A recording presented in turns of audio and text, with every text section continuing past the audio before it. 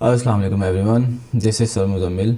आज की इस वीडियो में हम लोग क्लास नाइन्थ की मैथ्स जो है फुल बुक उसके शॉर्ट क्वेश्चंस वो शॉर्ट क्वेश्चंस रिवाइज करने वाले हैं जो 100% आपके पेपर में आते हैं। ख़ास तौर पे ये वीडियो उन स्टूडेंट्स के लिए है जो मैथ्स में थोड़े वीक हैं, बट घबराने की कोई बात नहीं, आपके सर मुज़म्मिल यहाँ पे हैं।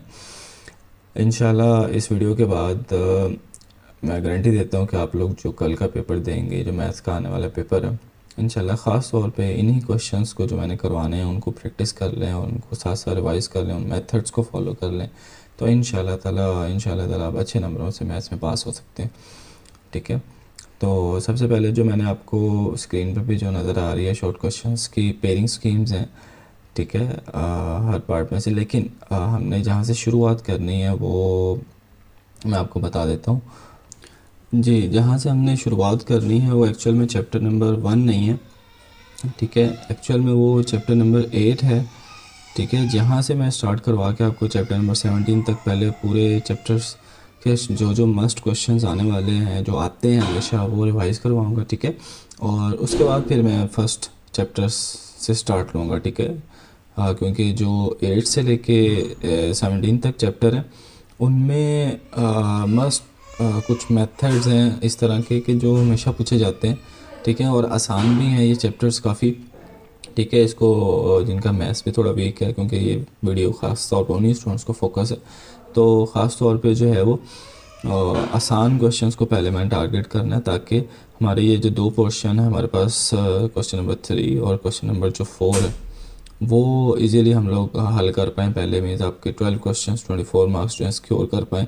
उसके बाद मैं पहले चैप्टर्स के ऊपर आऊँगा, इंशाल्लाह वो भी करेंगे, तो हमारे 18 क्वेश्चन में 36 मार्क्स इंशाल्लाह इसमें पूरे होंगे। और अगर कंसेप्चुअली आपने सारा समझ लिया तो इंशाल्लाह इसके साथ साथ जो MCQs हैं काफ़ी इन्हीं चैप्टर्स के, वो भी इंशाल्लाह ताला आप इजीली अटैम्प्ट कर पाएंगे।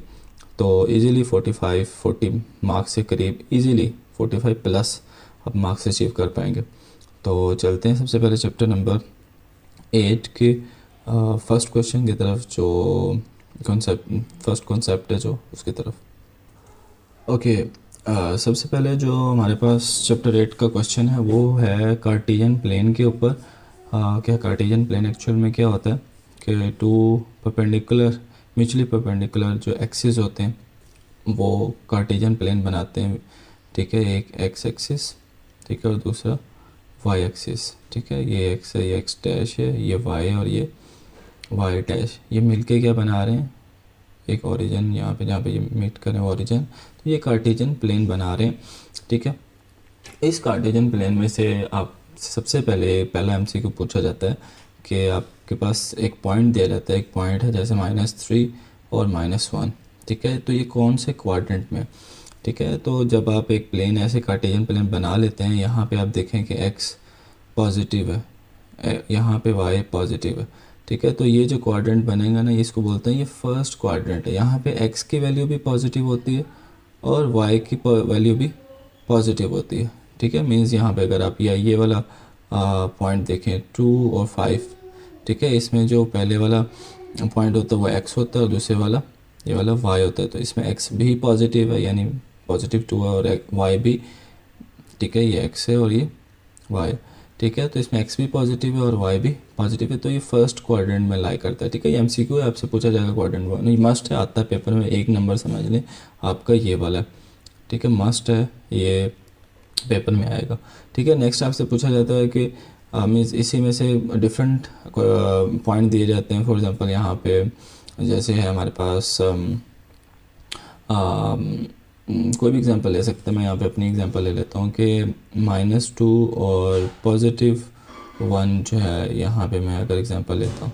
ठीक है, तो -2 और +1 जो है, पहला x जो है वो नेगेटिव है, अब देखें, और y जो है वो पॉजिटिव है। x नेगेटिव और y पॉजिटिव जो होता है वो सेकंड क्वाड्रेंट में होता है। ठीक है, तो ये हमारा जो सेकंड क्वाड्रेंट है ठीक है, वो हमारा इसका आंसर का ये सेकंड क्वाड्रेंट है। ठीक है, थर्ड क्वाड्रेंट में दोनों ही नेगेटिव होते हैं, जैसे -3 और -1 यहाँ पे एक क्वेश्चन में पूछा हुआ है, तो दोनों जब नेगेटिव होंगे तो थर्ड क्वाड्रेंट होगा। अच्छा, इसका एक सिंपल सा इजी वे याद रखने का है, अगर तो आपको कार्टेशियन प्लेन ही बनाना आता फिर तो प्रॉब्लम ही ख़त्म है। ठीक है, आप यहाँ से फर्स्ट क्वाड्रेंट है ना ये वाला, ये सेकंड क्वाड्रेंट है, ये थर्ड और ये फोर है। ठीक है, इसको याद करने का भी शॉर्ट ट्रिक होता है कि पहला दोनों पॉजिटिव है और तीसरा दोनों नेगेटिव है। ठीक है, हाँ, इनमें याद करने वाला वो, अगर आपको कार्टेशियन प्लेन बनाना आता है तो आपको नज़र आ रहा है, तो ये एक्स नेगेटिव, यहाँ एक्स नेगेटिव होगा और यहाँ वाई पॉजिटिव होगा। और अगर फोर्थ क्वाड्रेंट है वहाँ पे एक्स पॉजिटिव और वाई नेगेटिव। ठीक है, पहले एक्स आता है बाद में वाई। ठीक है, तो पहले आपने एक्स को चेक करना है, फिर पहली वैल्यू एक्स की होती है, दूसरी वाई की, तो उसके अकॉर्डिंगली आपने चेक कर लेना है कि कौन सा क्वाड्रेंट है। ये मस्ट एक मार्क का क्वेश्चन है। ठीक है, नेक्स्ट हमारे पास जो है वो सेकंड क्वेश्चन जो है, ओके, एक्चुअल में फर्स्ट एमसीक्यू था वो, अब फर्स्ट क्वेश्चन जो है मस्ट जो आने वाले होते हैं उनमें से पहला क्वेश्चन नंबर 4 है 8.1 का, कि find the value of M and C of the following line by expressing them in the form of y is equals to M X plus C की फॉर्म में आपने इसको, जो कि ये नीचे दी हुई, जैसे ये मैंने क्वेश्चन नंबर 1 लिखा है 2x plus 3y minus 1 equals to 0, इसको हमने पहले y is equals to M X plus C की फॉर्म में लिखना है। ठीक है, और उसके बाद उसमें से m और c की वैल्यू हमने फाइंड आउट करनी है। ठीक है, तो इसके एक दो क्वेश्चन मैं प्रैक्टिस करता हूँ, ये मस्ट आने वाले हैं, आते हैं हमेशा। ठीक है, तो इसका तरीकाकार क्या है करने का, सबसे पहले आपने, अगर आप गौर करो कि y is equals to M X plus C हमने बनाना है, तो उसमें सबसे पहले लेफ़्ट पे y है। ठीक है, तो हमने इस इक्वेशन में भी लेफ़्ट पे इक्वल टू के लेफ्ट साइड पे सिर्फ y ही रहने देना, बाकी सारी चीज़ें राइट साइड पे शिफ्ट कर देनी है। ठीक है, और सबसे पहले हमने x को, राइट साइड पे सबसे पहले x आ रहा है तो हमने सबसे पहले x को शिफ्ट करना है। ठीक है, तो मैं जो यहाँ पे शिफ्ट करवाना है उसके अलावा बाकी हर चीज़ वैसे लिख दूँगा, जैसे 3y माइनस 1 है। ठीक है, ये एज इट इज़ लिख दूँगा इज इक्वल्स टू। ठीक है, और जो मैंने शिफ्ट करवाना है, क्योंकि पहले हमने x शिफ्ट करवाना होता है, तो पहले 2x इधर प्लस का है तो राइट साइड पे जाके क्या हो जाएगा -2x। जो चीज़ शिफ्ट की है मैं डिफरेंट कलर से लिख रहा हूँ ताकि आपको समझने में आसानी हो। ठीक है, नेक्स्ट हमने, क्योंकि हमने y यहाँ पे अकेला रहने देना है और उसके साथ जो कुछ भी है वो हमने दूसरी तरफ शिफ्ट करना है, तो यहाँ पे हमारे पास y यहाँ पे मैं रहने दूँगा, उसके साथ जो -1 है वो दूसरी तरफ जाके क्या हो जाएगा, तो ठीक है, -2x तो पहले से यहाँ पे था और -1 दूसरी तरफ जाके क्या हो गया +1। ठीक है, अब हमारे पास अगेन हमें, अगर आप क्वेश्चन में देखें कि y लेफ़्ट पे अकेला है, सिंपल y चाहिए, ख़ास के साथ कुछ भी नहीं चाहिए, तो यहाँ पे अगर आप गौर करो तो y के साथ क्या हमारे पास आ रहा है 3y के साथ क्या हो रहा है मल्टीप्लाई, दूसरी तरफ जाके क्या हो जाएगा डिवाइड। ठीक है, तो हम लोग क्या करेंगे, यहाँ पे दोनों के साथ एक दफ़ा आप डिवाइड करवा सकते हैं, लेकिन 2x के साथ अलग से डिवाइड करवा दो 3 को। ठीक है, और 1 के साथ अलग से डिवाइड करवा दो 3 को। ये वैसे 2 स्टेप में होता है लेकिन कोई मसला नहीं होता, आप एक स्टेप में कर सकते हैं, क्योंकि 3 सबके साथ डिवाइड होना है तो आप दोनों के साथ अलग अलग डिवाइड करवा दो। ठीक है, अब आप कंपेयर करके देखो इस इक्वेशन को, यहाँ पे ये जो हमारे पास है y is equals to M X plus C. ठीक है, यहाँ पे आप छोटा सा वर्ड लिख सकते हो बाय कंपेयरिंग। ठीक है, या सिंपल छोटा सा यहाँ पे लिख सकते हो आप बाय कंपेयरिंग। ठीक है, तो क्योंकि हमने इस फॉर्म में लिख दिया y is equals to M X plus C में। ठीक है, अब बस हमने कंपेयर करके m और c की वैल्यू निकालनी है। यहाँ पे आप लिख सकते हो by comparing with y is equals to M X plus C. ठीक है, यहाँ पे आंसर अगर मैं कंपेयर करके, यहाँ पे अगर आप कंपेयर करें कि x के नीचे x आ रहा है, ठीक है, y के नीचे y आ रहा है, इक्वल टू के नीचे इक्वल टू, तो x के साथ जो वैल्यू बनेगी वो m की वैल्यू है। m की वैल्यू क्या बनेगी, x के साथ ये जो वैल्यू बनी है, यहाँ पे मैं सर्कल भी कर रहा हूँ, ये एक्चुअल में क्या है m वैल्यू है। ठीक है, तो -2/3m है। और अगर कंपेयर करें तो यहाँ पे c क्या है, c इज इक्वल्स टू +1/3। ठीक है, अगर साइन होता है नेगेटिव का तो हम साथ लिखते हैं -1/3, लेकिन अभी क्योंकि यहाँ पे पॉजिटिव साइन है तो आप c=1/3 लिखोगे, ठीक है। तो ये हमारा क्वेश्चन पहला है जो मस्ट पूछा जाता है, ठीक है। आप इसके सेकंड क्वेश्चन की भी प्रैक्टिस कर लें, ठीक है, और एक थर्ड के भी कर लें, तो आपका ये मेथड और ये 2 क्वेश्चन 2 मार्क्स आपके पूरे हो गए। अभी तक आपके 3 मार्क्स जो 100% आते हैं वो हमारे पूरे हुए। ओके, इस चैप्टर के पहले 2 क्वेश्चंस ही अगर आप प्रैक्टिस कर लें तो वो आपके लिए काफ़ी है, ठीक है। उसके बाद नेक्स्ट दूसरा जो इस चैप्टर का क्वेश्चन मस्ट आता है उसकी तरफ चलते हैं। तो टोटल 5 मार्क्स जो है मस्ट हैं इस चैप्टर के, ठीक है, तो वो आपने लाजमी करने के। चलते हैं क्वेश्चन नंबर 2 की तरफ। ओके, क्वेश्चन नंबर 2 है कि आपने ग्राफ ड्रॉ करना है, ठीक है। x=-2 हो गया, x=2 हो गया, x=-3 हो गया, ठीक है। और हमारे पास जैसे y=3 है और y=2 है, ठीक है। तो आपने सिंपल इसके रिलेटेड MCQ भी आता है, ठीक है, और शॉर्ट क्वेश्चन भी आते हैं। पहले तो कार्टेशियन प्लेन ड्रॉ कर लेना है, ये y है, ठीक है। पहले x वैसे ड्रॉ करते हैं, x dash y and y dash, ठीक है। यहाँ पे आप पॉइंट्स वगैरह वैसे ग्राफ मिलता है वहाँ पे आपने, लेकिन आप खुद भी ड्रॉ कर सकते हैं 1 2 3, अगर 3 तक हैं तो यहाँ पे ये -1, ये जो ओरिजिन पॉइंट होता है ये वाला o, यहाँ से आपने स्टार्ट करना होता है, फिर ये -1 बन जाएगा, ठीक है, ये -2, ये -3, इस तरह y भी 1 y2 y3, ठीक है। इसी तरह नीचे की तरफ आएंगे y -1 y -2 और y -3, ओके। तो यहाँ पे आपने देखना है, अगर मैं चारों क्वेश्चंस यहाँ पे सॉल्व कर रहा हूँ, ठीक है, और डिफरेंट कलर के साथ। तो इसको मैं ग्रीन के साथ ड्रॉ करता हूँ। x=2, x2 कहाँ पे है, अगर पॉजिटिव 2 है, ठीक है। तो अगर आप यहाँ से इधर को आए, यहाँ पे अगर आप आए, यहाँ मैं ऊपर, तो यहाँ पे जो बन रहा है ये x=2 बन रहा है, ठीक है। लेकिन इसकी आपने लाइन यहाँ पे ऐसे ड्रॉ नहीं करनी, मैं यहाँ से लाइन पिक कर लेता हूँ। यहाँ से आपने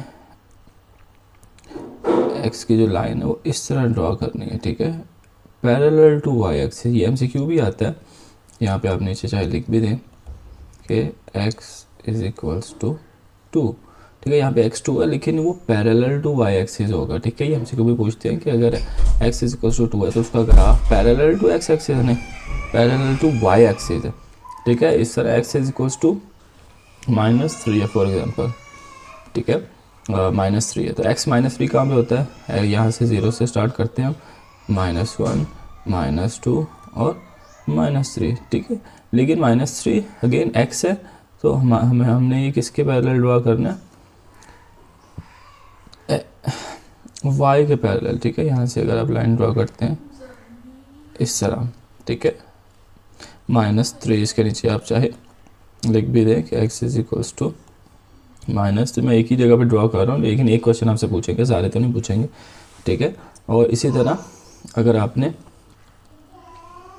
ड्रॉ करना है लाइन y=3 की, ठीक है, तो y एक्चुअली आपने ढूंढना है कहाँ पे, 3, तो y1 यहाँ पे है, 2 यहाँ पे और 3 यहाँ पे, ठीक है। तो यहाँ पे आपने y=3 है, तो पैरेलल किसकी होगी, x के पैरेलल, ये x है ना, इसके पैरेलल होगी। यहाँ पे आप इस तरह ड्रॉ करेंगे, यहाँ पे आप ड्रॉ करेंगे y=3, ठीक है। आप यहाँ पे क्या लिखेंगे, y=3, ठीक है। इस तरह y=0 है तो वो भी कहाँ पे होगी, यहाँ पे होगी, मीन्स वो पैरेलल किसकी होगी, y के जहाँ पे जो पॉइंट हो उसके ऑपोजिट, यानी x जो है उसके पैरेलल होगी, ठीक है। y=0 यहाँ पे बनेंगे, ठीक है। आप इसको लाइन ड्रॉ कर सकते हैं यहाँ पे ऐसे, बिल्कुल इसके ऊपर ही होगी, ठीक है।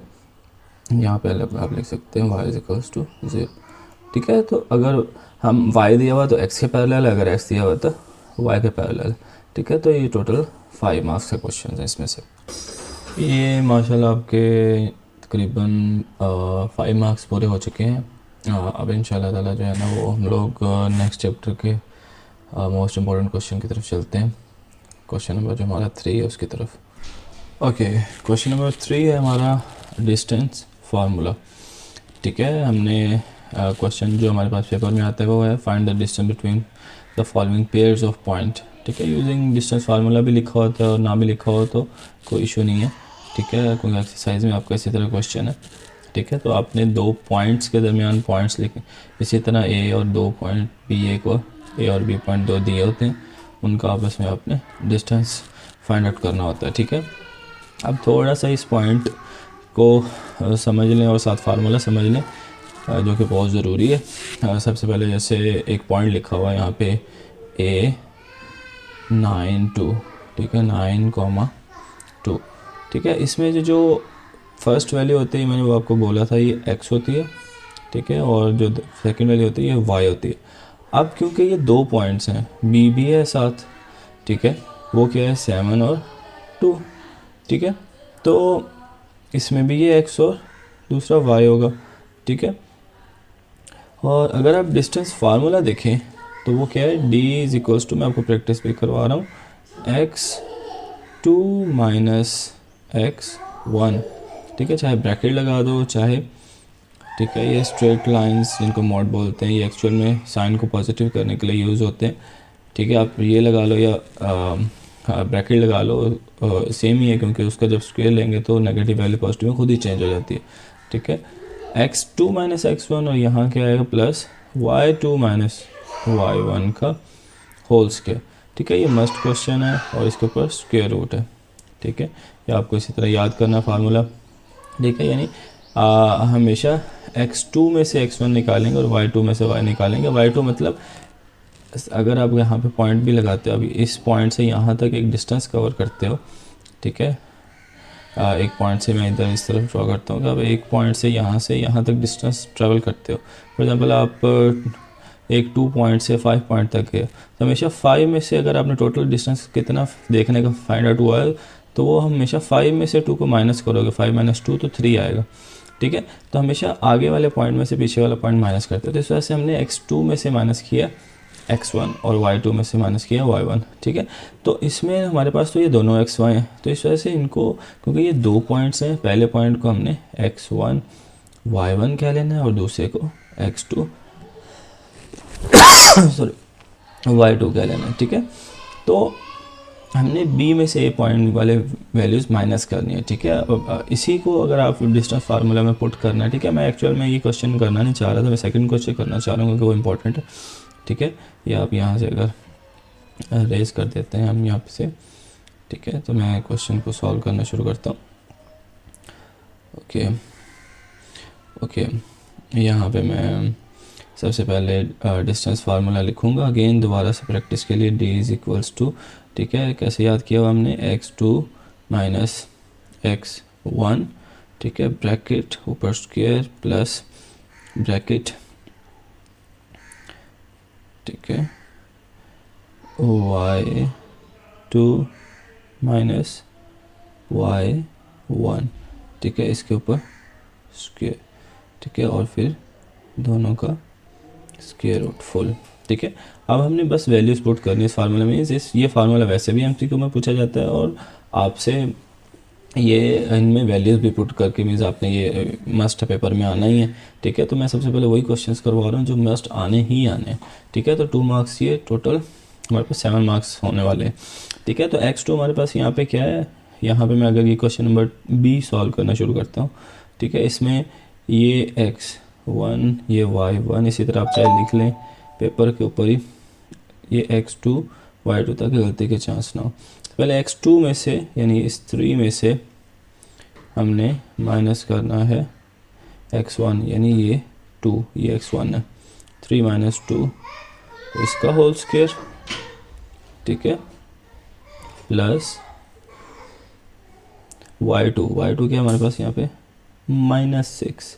ठीक है, तो आपने -6 ही ब्रैकेट में लिखना है, -6, ये y2 की वैल्यू है -6, वो मैंने माइनस पॉइंट थी, और फिर फार्मूला में ये माइनस है तो मैंने ये माइनस ऐसे लिखना है, ऐसे मैंने ये क्वेश्चन टू करवाने का मकसद है क्योंकि इस तरह के क्वेश्चन आते हैं। और फिर उसके बाद y1 है, y1 भी अगेन अगर आप गौर करो -6 है। ठीक है, तो फार्मूले का माइनस ये वाला तो मैंने लगा दिया, अगेन दोबारा माइनस आ गया तो मैं छोटी ब्रैकेट में लिखूँगा इसको। ठीक है, मैं इसको कलर चेंज कर लेता हूँ ताकि आपको ईजिली अंडरस्टैंड हो जाए। ठीक है, माइनस, ठीक है, फार्मूले का, और ब्रैकेट में माइनस, अगेन माइनस क्या आएगा 6, ठीक है, ब्रैकेट में, ठीक है। ये वैल्यू मैंने इस वजह से आपको अंडरस्टैंडिंग के लिए लिखी है डिफरेंट कलर के साथ, ताकि आपको प्रॉब्लम ना हो, ठीक है। और फिर उसके बाद हमने इसको ब्रैकेट क्लोज कर देनी, ऊपर स्क्वायर, ठीक है, और उसके बाद ऊपर स्क्वायर रूट, ठीक है। नेक्स्ट स्टेप में बस अब हमने यहाँ पे बच्चे खुद सॉल्व करने की कोशिश करते हैं, कोशिश करें इसको कैलकुलेटर पे लिखें, ब्रैकेट 3 - 2 1, 1 का स्क्वायर क्या होता है 1 ही होता है, ठीक है।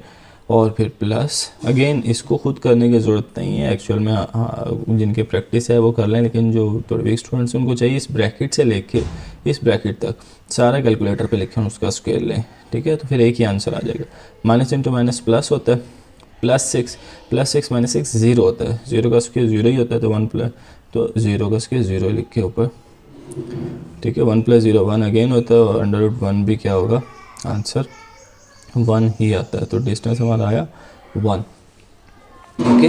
तो ये मस्ट क्वेश्चन है। क्वेश्चन नंबर 3 हमारा मीन्स ये टोटल 3 क्वेश्चन और एक MCQ, टोटल 7 क्वेश्चन हुए, ठीक है। इसके बाद एक दूसरा जो क्वेश्चन अभी क्वेश्चन नंबर 4 है वो भी पेपर में मस्ट आता है, ठीक है, वो भी आपने फॉलो करना मेरे साथ, ओके। नेक्स्ट क्वेश्चन हमारा मिड पॉइंट का क्वेश्चन है, ठीक है। Find the mid point of the segment joining each of the following pair, ठीक है। ये दो ए और बी पॉइंट दिए गए, ठीक है, इनका मिड पॉइंट निकालना। फॉर एग्जाम्पल एक ये पॉइंट है और एक ये पॉइंट है, इनके दरमियान का यहाँ पे जो मिड पॉइंट आएगा वो हमने निकालना है। उसका सिंपल सा फार्मूला, जैसे डिस्टेंस का 2 पॉइंट्स के मैं यहाँ से यहाँ तक का हमने डिस्टेंस फाइंड आउट किया कितना होगा, इसी तरह इसका मिड पॉइंट भी हमने निकालना है, तो वो उसका डायरेक्टली फार्मूला दिया हुआ है, आप यहाँ पे, ठीक है, यहाँ पे आप फार्मूला मिड पॉइंट का सिंपल सा फार्मूला लिखें m, ठीक है, ब्रैकेट, बहुत सिंपल फार्मूला है, x1 + x2 / 2, ठीक है, कॉमा y1 + y2 / 2, ठीक है। तो ये आपको बस सिंपल मिड पॉइंट का फार्मूला, यानी यहाँ से अभी मैंने बताया आपको ये x1 होता है, मैं डिफरेंट कलर यूज़ कर लेता हूँ, ये x1 है, ये y1 है, ये x2 है और ये y2 है, ठीक है। तो आपने याद रखना हमेशा, क्योंकि पॉइंट यहाँ पे अगेन पॉइंट बहुत ज़रूरी होता है। पॉइंट में पहली वैल्यू x होती है और दूसरी y होती है, सिंपल x y से याद रख लें, ठीक है। बच्चे क्या करते हैं x1 और इसको x2 कह देते हैं, ठीक है। तो सिंपल पॉइंट लिखने का तरीका जो है वो बेसिक होता है, तो आपको वो हैंडी करना लाजमी, ठीक है। नेक्स्ट स्टेप में बस इसकी वैल्यूज़ पुट करने में डिफरेंट कलर से पुट करूँगा ताकि आपको अंडरस्टैंडिंग में आसानी हो। तो मिड पॉइंट निकालने के लिए सिंपल हमने क्या किया, x1 हमारे पास क्या है 2, ठीक है, इसको डिफरेंट कलर से मैं पुट कर रहा हूँ 2, ठीक है, और प्लस x2 क्या हमारे पास, x2 यहाँ पे 3 है, ठीक है, x1 के 2 और x2 3, 2 + 3 / 2, ठीक है, कॉमा y के लिए मैं डिफरेंट कलर यूज़ कर लेता हूँ। यहाँ पे y1 क्या हमारे पास, अगर गौर करो -6 है, क्या है y1 -6, तो यहाँ पुट करो -6, और y2 क्या है, वो भी क्या है -6 है, क्योंकि बीच में प्लस है, वो हम प्लस के केस में साइन नहीं लगाते होते, ठीक है, माइनस के केस में हम लाजमी माइनस लिखते हैं। तो y2 भी क्या है -6 / 2, ठीक है। बहुत सिंपल सा क्वेश्चन है, आपने इसको इसी तरह ही सॉल्व करना है, ठीक है। तो m, बस आपने कुछ भी नहीं करना, कैलकुलेटर पे लिखो 2 + 3 5/2, ठीक है, क्योंकि ये सॉल्व नहीं होता, पॉइंट में लिखने की ज़रूरत नहीं है, 5/2, कॉमा, ठीक है, और रेड का आंसर -6 -12/2, जो कि कैलकुलेटर पे -6 ही आंसर आएगा, ठीक है। तो 5/2 -6 इसका आंसर है, ठीक है। तो ये मस्ट हमारा क्वेश्चन नंबर 4 आने वाला जो है वो मस्ट क्वेश्चन है, यानी 4 क्वेश्चंस हुए, 8 मार्क्स और 1 MCQ, 9 मार्क्स हमारे हुए। इनमें से भी कुछ MCQs इसी के ही आते हैं, मीन्स 2 पॉइंट्स ये होते हैं, उनका आंसर निकालना होता है, ठीक है। आपने इसी तरह फार्मूला लगा के ही मिड पॉइंट निकालने हैं, उसके बगैर मिड पॉइंट नहीं निकलता है। ठीक है। तो ऑलमोस्ट 9-10 मार्क्स आपके यहाँ पे कंप्लीट होते हैं, ठीक है। और क्वेश्चन नंबर अब चलते हैं 5, जो मोस्ट इम्पोर्टेंट में जो आने वाला पेपर में आते हैं उसकी तरफ चलते हैं। ओके, नेक्स्ट हमारे पास हमारा क्वेश्चन नंबर 6 है, जो कि एक डेफिनेशन है कॉन्ग्रुएंट ट्रायंगल्स की, ठीक है। कॉन्ग्रुएंट और एक और वर्ड है कॉन्करेंट, ठीक है। बच्चे इसमें काफ़ी कंफ्यूज होते हैं, ये दोनों वर्ड पेपर में आते हैं। कॉन्करेंट जो है, जो वर्ड है वो ख़ास तौर पे दोनों ट्रायंगल्स में यूज़ होते हैं। तो कॉन्ग्रुएंट ट्रायंगल्स जो हैं कौन सी ट्रायंगल्स होती हैं, ठीक है। ऐसी triangles are said to be congruent if there exists a corresponding between them, okay, all corresponding sides and angles are congruent means equal, ठीक है। अगर उनके corresponding, मैं अभी आपको एग्जांपल से समझाता हूँ। corresponding साइड, जैसे एक ये साइड है ना ए बी, तो इसकी corresponding साइड होगी ई डी, ठीक है। मीन्स ये साइड इस साइड के टोटली इक्वल हो, ठीक है। जैसे ये अगर 5 सेंटीमीटर की है तो ये भी क्या होनी चाहिए 5 सेंटीमीटर की, ठीक है। तो इसके corresponding साइड्स आर इक्वल। ए सी की corresponding साइड्स कौन सी है, डी ई, ठीक है। इसको अगर मैं डिफरेंट कलर से बनाता हूँ तो ए सी की जो corresponding साइड है वो है डी एफ, ठीक है। ए सी जो होगा या सी ए की बात होती है वो डी एफ के एफ डी के इक्वल है, और बी ए जो है ए बी वो डी ई के इक्वल है। इस तरह जो हमारे पास बी सी है ये वाला वो ई एफ के इक्वल हो, ठीक है। बी सी जो है वो ई एफ के इक्वल, ठीक है। ये तो होगी साइड्स, ठीक है। इन्होंने यहाँ पे क्या बोला हुआ, corresponding साइड्स आर इक्वल। एक तो साइड भी इक्वल होनी चाहिए और उनके एंगल्स भी इक्वल होने चाहिए। यहाँ पे एंगल्स लिखे हैं, angle A is equals to angle D. Angle A कौन सा है, ये एंगल ए है, इसका जो एंगल डी है ये एंगल डी के इक्वल होना चाहिए। यानी अगर ये 30 डिग्री है तो ये भी क्या होना चाहिए 30 डिग्री, ठीक है। तो इस तरह जो एंगल बी है वो एंगल ई के इक्वल होगा, ठीक है। और एंगल सी जो है वो एंगल एफ के इक्वल होगा, ठीक है। ये तीनों चीज़ें आपको लिखनी है, ये साइड्स के लिए होता है और ये एंगल्स के लिए, ठीक है। डेफिनेशन भी लिखनी, डेफिनेशन में ये पार्ट नहीं स्किप कर सकते आप, ठीक है। कि all corresponding sides and angles are congruent, congruent means equal, ठीक है। congruent मीन्स इक्वल, कि उनके तमाम corresponding sides and corresponding angles जो हैं वो इक्वल होंगे। ऐसी ट्राइंगल्स होती हैं वो congruent ट्राइंगल्स होती है। मैं यहाँ पे ना वर्ड लिख रहा हूँ congruent, ठीक है। congruent, ठीक है, RUENT, congruent ट्राइंगल। ट्राइंगल के लिए आप ऐसे साइन भी बना सकते हैं, ठीक है। अच्छा, इसमें साथ ही इसके मैं एक वर्ड की कन्फ्यूजन ख़त्म करता चलो, जो बहुत इंपॉर्टेंट है मेरे ख्याल से, क्योंकि वो बच्चे कंफ्यूज होते हैं इसमें। वो है वर्ड कनकरेंट, ठीक है। ये मैंने अभी आपको समझानी है सारी डेफिनेशंस, तो आप इसको यहाँ ही समझ लें तो ज़्यादा बेहतर है कि कनकरेंट क्या चीज़ होती है, ठीक है। कंगुरेंट तो क्या चीज़ है, जो बिल्कुल डिट्टो कॉपी सेम दो ट्रायंगल्स एक जैसी होंगी ना, उनके लिए वर्ड कंगुरेंट यूज़ हुआ होता है। लेकिन जो कंकरेंट वर्ड यूज़ है ना वो होता है एक्चुअल में ट्रायंगल में। ऐसे हम ट्रायंगल बनाते हैं, ठीक है, ठीक है, ऐसे ट्रायंगल बनाई हमने। तो यहाँ से कोई लाइंस चाहे वो कहीं से भी स्टार्ट हो रही है, ज़्यादातर जो हम कहते हैं कंकरेंट ट्रायंगल्स में भी होता है, या एक पॉइंट है फॉर एग्जांपल, वहाँ से 3 लाइन ऐसे पास हो रही है, 2 लाइन, 2 से 3 या 3 से ज़्यादा एक ही पॉइंट से पास हो रही हैं, ठीक है। तो ये जो वर्ड या ऐसी लाइंस जो होती हैं वो कंकरेंट लाइंस होती हैं, ठीक है, क्योंकि वो एक ही पॉइंट से गुजर रही हैं। ट्रायंगल में भी बहुत सारी लाइन बाज़ दफ़ा ऐसे हम ड्रॉ करते हैं, फिर ऐसे ड्रॉ करते हैं, फिर एक ऐसे ड्रॉ करते हैं, तो वो एक लाइन से गुजर रही होती हैं, ठीक है। तो ऐसी ट्रायंगल या ऐसी लाइन जो एक ही पॉइंट से गुजरे वो कंकरेंट के मीनिंग में आती है, ठीक है। तो आपने कंकरेंट को कंफ्यूज नहीं करना। कंकरेंट जो है वो इक्वल ट्रायंगल्स के लिए होती है, वो 2 उसमें ट्रायंगल्स होते हैं, ठीक है। कंकरेंट में 2 ट्रायंगल्स हैं, और कंकरेंट में लाइंस भी होती हैं, ट्रायंगल्स भी होते हैं, जो ऐसी लाइंस जो एक ही पॉइंट से क्रॉस करती हैं, ठीक है। ये कॉन्सेप्ट आपको आगे काम आएगा। तो ये हमारा क्वेश्चन नंबर 6 था। ये ऑलमोस्ट कंकरेंट के MCQs, कंकरेंट की क्वेश्चंस काफ़ी ज़्यादा पूछे जाते हैं, क्योंकि इसके ऊपर पूरा लेंथी चैप्टर्स की थ्योरम्स हैं और पूरे पूरे प्रूव्स इसके ऊपर दिए हुए हैं, तो कंग्रुएंट का वर्ड बहुत ज़्यादा यूज़ हुआ हुआ है, ठीक है। तो ये बेस बनाता है एक्चुअल चैप्टर नंबर 9 का स्टार्टिंग है, यहाँ से आगे ऑनवर्ड ज्योमेट्रिकल शेप्स आती हैं, उनमें ये कंग्रुएंट का जो वर्ड है वो एक बेस क्रिएट करता है, जो कि हमने थ्रू आउट 17 चैप्टर तक इसको स्टडी करना है कंग्रुएंट को, ठीक है। तो और कंग्रुएंट का वर्ड भी हमने काफ़ी देखना आगे जाके। तो ये क्वेश्चन नंबर हमारा 6 था, ठीक है। अब हम लोग क्वेश्चन नंबर 7 की तरफ चलते हैं।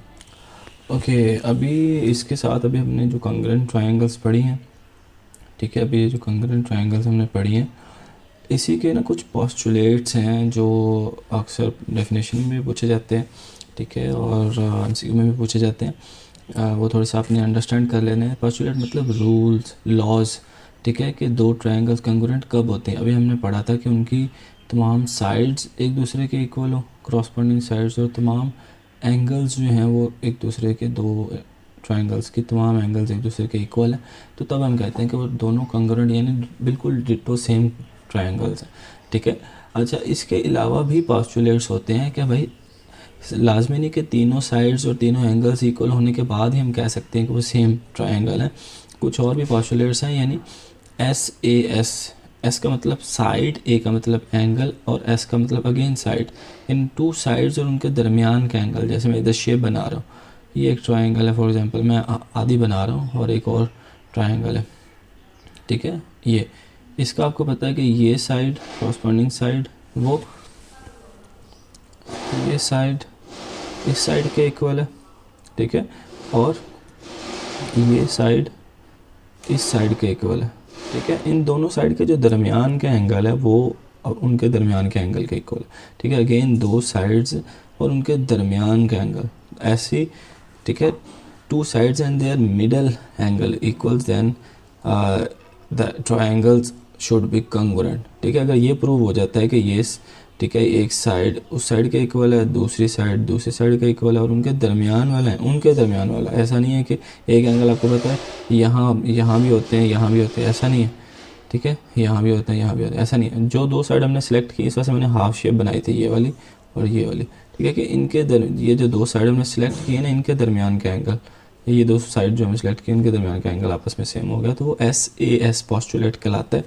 अगर ऐसा हमने प्रूव करते हैं, यानी टोटल 3 साइड्स और 3 एंगल, टोटल 6 चीज़ें प्रूव करनी होती हैं, तब जाके एक ट्रायंगल, जो दो ट्रायंगल्स हैं वो कंग्रुएंट प्रूव होते हैं। लेकिन इस केस में वो कह रहे हैं सिर्फ 3 आप अगर सेलेक्ट कर ली है ना आपने, 3 प्रूव कर दें, यानी 2 साइड्स और इनके दरमियान के एंगल आपने प्रूव कर दिया कि वो इक्वल है, तो आप डायरेक्टली कह सकते हैं कि ट्रायंगल्स आर कंग्रुएंट, ठीक है। आपको बाकी 3 को फाइंड आउट करने की ज़रूरत नहीं है, ठीक है। देन अगेन इसका ऑपोजिट है कि दो एंगल्स हों और उनके दरमियान की एक साइड आपने प्रूव कर दिया कि दो corresponding angles are equal and their middle side जो है वो अगर साथ आपने प्रूव कर दिया। अगर उसके मैं डायग्राम बनाऊँ तो कैसी बनेगी, ठीक है।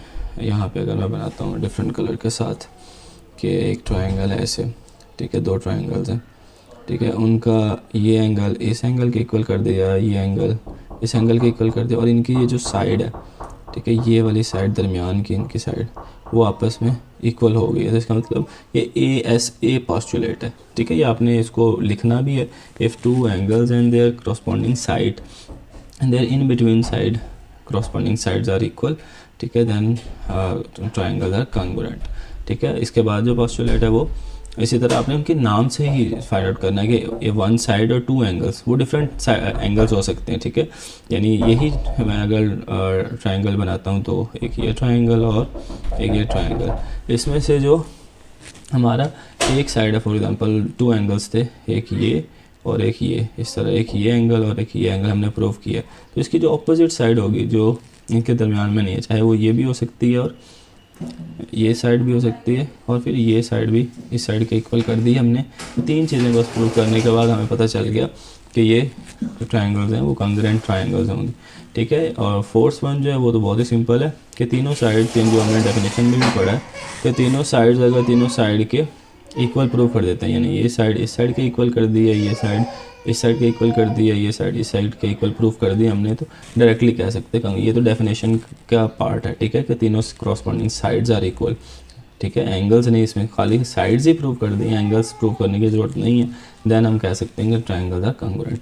लास्ट मोस्ट इम्पॉर्टेंट है, ये ज़्यादा पेपर में आया हुआ है, ठीक है, कि हाइपोटेनस एंड एक साइड अगर इक्वल कर दी तब भी हम कह सकते हैं कि ट्राइंगल है कॉन्ग्रुएंट। इसके केस में हमें ट्राइंगल एक ना राइट एंगल ट्राइंगल लेनी पड़ती है, ठीक है, क्योंकि राइट एंगल ट्राइंगल में हाइपोटेनस होता है, ठीक है। तो एक हाइपोटेनस हमने हाइपोटेनस के इक्वल कर दिया और एक साइड कोई भी, चाहे ये साइड इस साइड के इक्वल कर दिए, तो इस केस में हम कहेंगे कि if in right angle triangle one corresponding hypotenuses are equal and one corresponding sides are equal, then directly those triangles are congruent, ठीक है। तो मीन्स इनके नाम से ही आपने डेफिनेशन को जज करना है अपने, ठीक है, साथ आपने डेफिनेशन लिखनी भी है और साथ उसकी डायग्राम्स बनानी भी है, ठीक है। चलते हैं नेक्स्ट क्वेश्चन की तरफ। ओके, नेक्स्ट क्वेश्चन हमारे पास इसी कॉन्ग्रुएंट ट्रायंगल्स की बेस के ऊपर, ठीक है, यहाँ कॉन्ग्रुएंट ट्रायंगल्स यूज़ हुआ वर्ड, तो कॉन्ग्रुएंट ट्रायंगल्स काफ़ी दफ़ा यूज़ होगा, तो ये आपने कॉन्ग्रुएंट के वर्ड को हिफ्ज़ कर लेना है, ठीक है, कि कॉन्ग्रुएंट ट्रायंगल्स इक्वल ट्रायंगल्स के लिए वर्ड यूज़ होता है, ऐसे दो ट्रायंगल्स बिल्कुल इक्वल होती हैं, ठीक है। तो यहाँ पे भी अगर आप ये है तो एक ट्रायंगल है, लेकिन इस बीच में लाइन लगा के दो ट्रायंगल्स में डिवाइड हुआ होता है, इसका मतलब ये होगा कि दोनों, उन्होंने खुद भी बता दी कि कॉन्ग्रुएंट है, दोनों सेम है, ठीक है। तो अगर ऐसा केस है तो जो अननोन्स है वो हमने फाइंड आउट करने हैं। तो अगर मैं इसको सेपरेट बना के मैं आपको दिखाऊंगा फिर ट्रायंगल्स ये वाली, ठीक है। एक ट्रायंगल यहाँ पे ऐसे बनी है, ठीक है, जिसमें से ये एंगल 55 का है, ठीक है, और नीचे इसके साइड है 5m-3, ठीक है। और एक ट्रायंगल ये वाली, ठीक है, इसमें ये एंगल जो है वो 5x+5 का है और इसकी जो साइड है वो है 2m+6, ठीक है। और यहाँ पे ये दो लाइंस भी इस चीज़ को शो कर रही हैं, 2 लाइंस इक्वल्स टू 2 लाइंस, इसका मतलब ये दोनों साइड एक दूसरे के इक्वल है, ठीक है, इसका ये मतलब होता है। और ये सिंगल लाइन को शो कर रही है, मतलब कि ये साइड इस साइड के इक्वल है, यानी एक साइड इस साइड से इक्वल है, ये साइड इस साइड के इक्वल है, ठीक है। तो इनके करस्पॉन्डिंग दरमियान वाला एंगल भी जो है वो भी इक्वल है। तो ये एक पोस्टुलेट बनता है जो भी पढ़ के हैं, एस साइड डॉट एंगल, और दो साइड के दरमियान वाला एंगल इक्वल और दोनों साइड्स भी इक्वल है, तो ये एक कॉन्ग्रुएंट ट्रायंगल है, जो कि उन्होंने खुद ही कह दिया कि कॉन्ग्रुएंट है। तो उसकी बेस पे हमने क्वेश्चन सॉल्व करना है। तो मैं क्वेश्चन को जो है वो कॉन्ग्रुएंसी की बेस के ऊपर हम कह सकते हैं, जब दोनों ट्रायंगल्स कॉन्ग्रुएंट हो तो इक्वल हो जाती हैं उनकी साइड्स, क्योंकि हम खुद प्रूव करते हैं कि ये साइड फिर इस साइड के इक्वल है, यानी 5m जो है 5m-3 इक्वल है 2m+6 के, क्योंकि खुद ही कहा हमने ये ट्रायंगल्स कॉन्ग्रुएंट है, इक्वल है, तो उसकी corresponding sides are equal, congruent triangles की डेफिनेशन, ठीक है। तो यहाँ से हम की वैल्यू निकाल लेंगे, इक्वेशन बन गई है 5m यहाँ पे रहेगा, ठीक है, और ये जो इक्वल टू के राइट साइड पे +2m है, इधर आके क्या हो जाएगा लेफ्ट पे -2m इक्वल्स टू, राइट पे पहले से 6 प्लस का मौजूद है, लेफ्ट से -3, इधर आगे क्या हो जाएगा +3, यानी वेरिएबल्स एक तरफ हो गए और नंबर्स राइट साइड पे हो गए। 5m में से 2m निकाल दो, पीछे 3m रहते हैं और 6 + 3 9 होता है, और m के साथ 3 मल्टीप्लाई हो रहा है, दूसरी जाके तरफ जाके डिवाइड होगा 9 के साथ 3 9 आंसर आ जाएगा, ठीक है। डायरेक्टली कर दिया, एक स्टेप छोड़ दिया, कोई इशू नहीं, ठीक है। तो m की वैल्यू हमें फाइंड आउट हो गई है। इसी तरह हमारे पास जो है वो मैं यहाँ पे साथ ही एंगल्स भी फाइंड आउट कर लेता हूँ, ठीक है। यहाँ पे अगर 5x+5 वो अपनी करस्पॉन्डिंग 55 एंगल के इक्वल है, ठीक है। क्यों? क्योंकि ये कॉन्ग्रुएंट ट्रायंगल है, एंगल के इक्वल होगा, 5x+5 = 55, ठीक है। तो हमने x की वैल्यू फाइंड आउट करनी क्योंकि वो अननोन है, तो 5x के साथ 5 प्लस हो रहा है, दूसरी तरफ जाके क्या हो जाएगा 55 5 के साथ माइनस हो जाएगा, और इधर x के साथ 5 मल्टीप्लाई हो जाएगा, इधर आके 12 में से 5 निकाले 50, ठीक है। और इधर 5 के साथ x के साथ 5 मल्टीप्लाई हो रहा था, इधर आके डिवाइड हो जाएगा, ठीक है। 5 1 सा 5 और 5 10 सा 50, तो x की वैल्यू क्या आई 10, ठीक है। x की वैल्यू भी फाइंड आउट कर ली और m की वैल्यू भी फाइंड आउट कर ली, ठीक है। इसके बाद नेक्स्ट एक और क्वेश्चन है, बस वो हमारा लास्ट क्वेश्चन है, मेन क्वेश्चन नंबर 2 का, ठीक है। और ऑलमोस्ट इसी में से ही सारा पेपर आता है, ठीक है। और इंशाल्लाह मैक्सिमम क्वेश्चन इसी में से आएंगे।